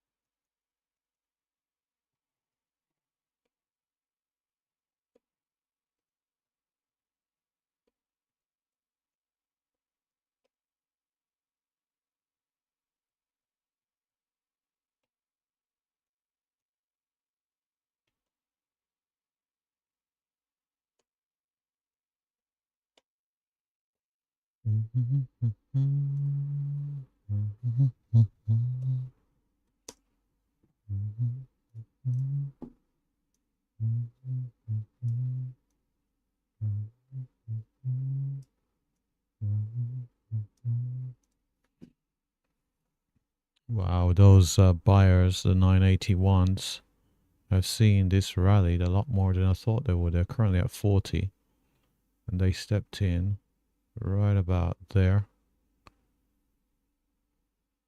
I stepped in right there. Seeing the move up. Okay, I'm back. Sorry if I missed any questions. No, just it's no problem, mate. You've helped me out a fair bit because you've certainly made me think about where there are possibly, well, where there are some shortcomings. Can't say possibly, it's been proven today. Where there are some limitations to my current strategy and where I can certainly improve. And I certainly would like to thank you for that. And also, yeah, I've just been making some notes of the things that we have discussed in terms of looking at book maps for using charge of the market and so on. It's all pretty self-explanatory there. And regarding absorption and how it possibly indicates in levels being defended. And we could possibly also see a reversal from that level. If certainly we do have a lot of volume going into it, and the volume seems to have hit a wall, whether it's sellers they've hit a wall or buyers have hit a wall, then possibly everybody may just hit the eject button and the market may pull back from that level. But yeah, no problem. I'm happy to help. I always hate it when people sell false information in courses and stuff, so I help people whenever I can. It's certainly appreciated. It certainly is. Because I trade. I'm not gonna go for a whole profile because I'm sure you've probably got other things to do. But when I first started trading in 2016, I bought a fair amount of courses, bought a lot of courses. And I'll be honest, very little benefit in them. Very little benefit. Like, I got frustrated. I thought, well, maybe it's something to do with me and not understanding. And certainly there are people out there that do sell a lot of courses. The thing about trading is it is, especially with trading, you do have that predatory element. You know, I suppose there is that saying, those that can't do, teach. Which is interesting. Which is very interesting regarding trading, because sometimes I see, you know, so-called mentors and teachers, and they don't trade live. They don't even trade a demo account live. And I just find it a bit curious as to why they wouldn't even trade a demo account live, just to, you know, show their supporters that their strategy does have real world validity to it. Because if you say you're worried about, you know, being front run or something by larger market players, you can trade a demo account. I can't imagine there's like Goldman Sachs has a group of analysis saying, you know, John Smith 52 is on YouTube, let's go fade him or something. I can't imagine that's what they're thinking about at JP Morgan or Citi. You know, they're in the morning meeting saying, let's make sure we scan YouTube to look for traders to fade. I can't imagine that's what the thinking is, but who knows? Yes, I've been got scammed for some courses in my life.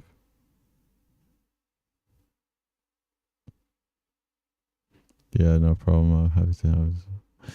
Yeah, I've been got by the courses before. You know, you see they put up like their you have those like statistic pages like MyFX book and the rest of it, and you see like these amazing returns, and you think, well, clearly this person knows what they're talking about. But it's when you think about the fact that now looking back, the fact that it didn't trade live, that should have been the biggest clue. The person has like tens of videos and they don't have a single, you go to their channel, they don't have anything on their live tab on their YouTube, they have 0 videos. Or if they have a live video, it's just them doing analysis and drawing lines in a chart, nothing being executed. So unfortunately, that's what trading is. So that's pretty much why I trade a demo live. Yeah, I've got scams. That's pretty much why I trade a demo live, because anybody can come in, they can see how I execute, And I'm not saying I'm profitable, certainly not. But anybody can tune in. I also have paid, I don't, hide live streams where I've lost a lot of money. So it's just one of those things. But I'm going to wrap it up here.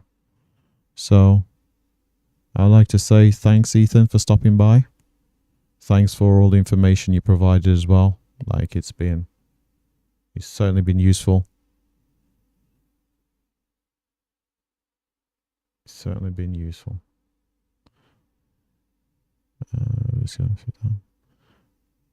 So with that said, if there's, let's just make sure. Certainly with that said, thanks for watching. Good luck trading. Have a great day.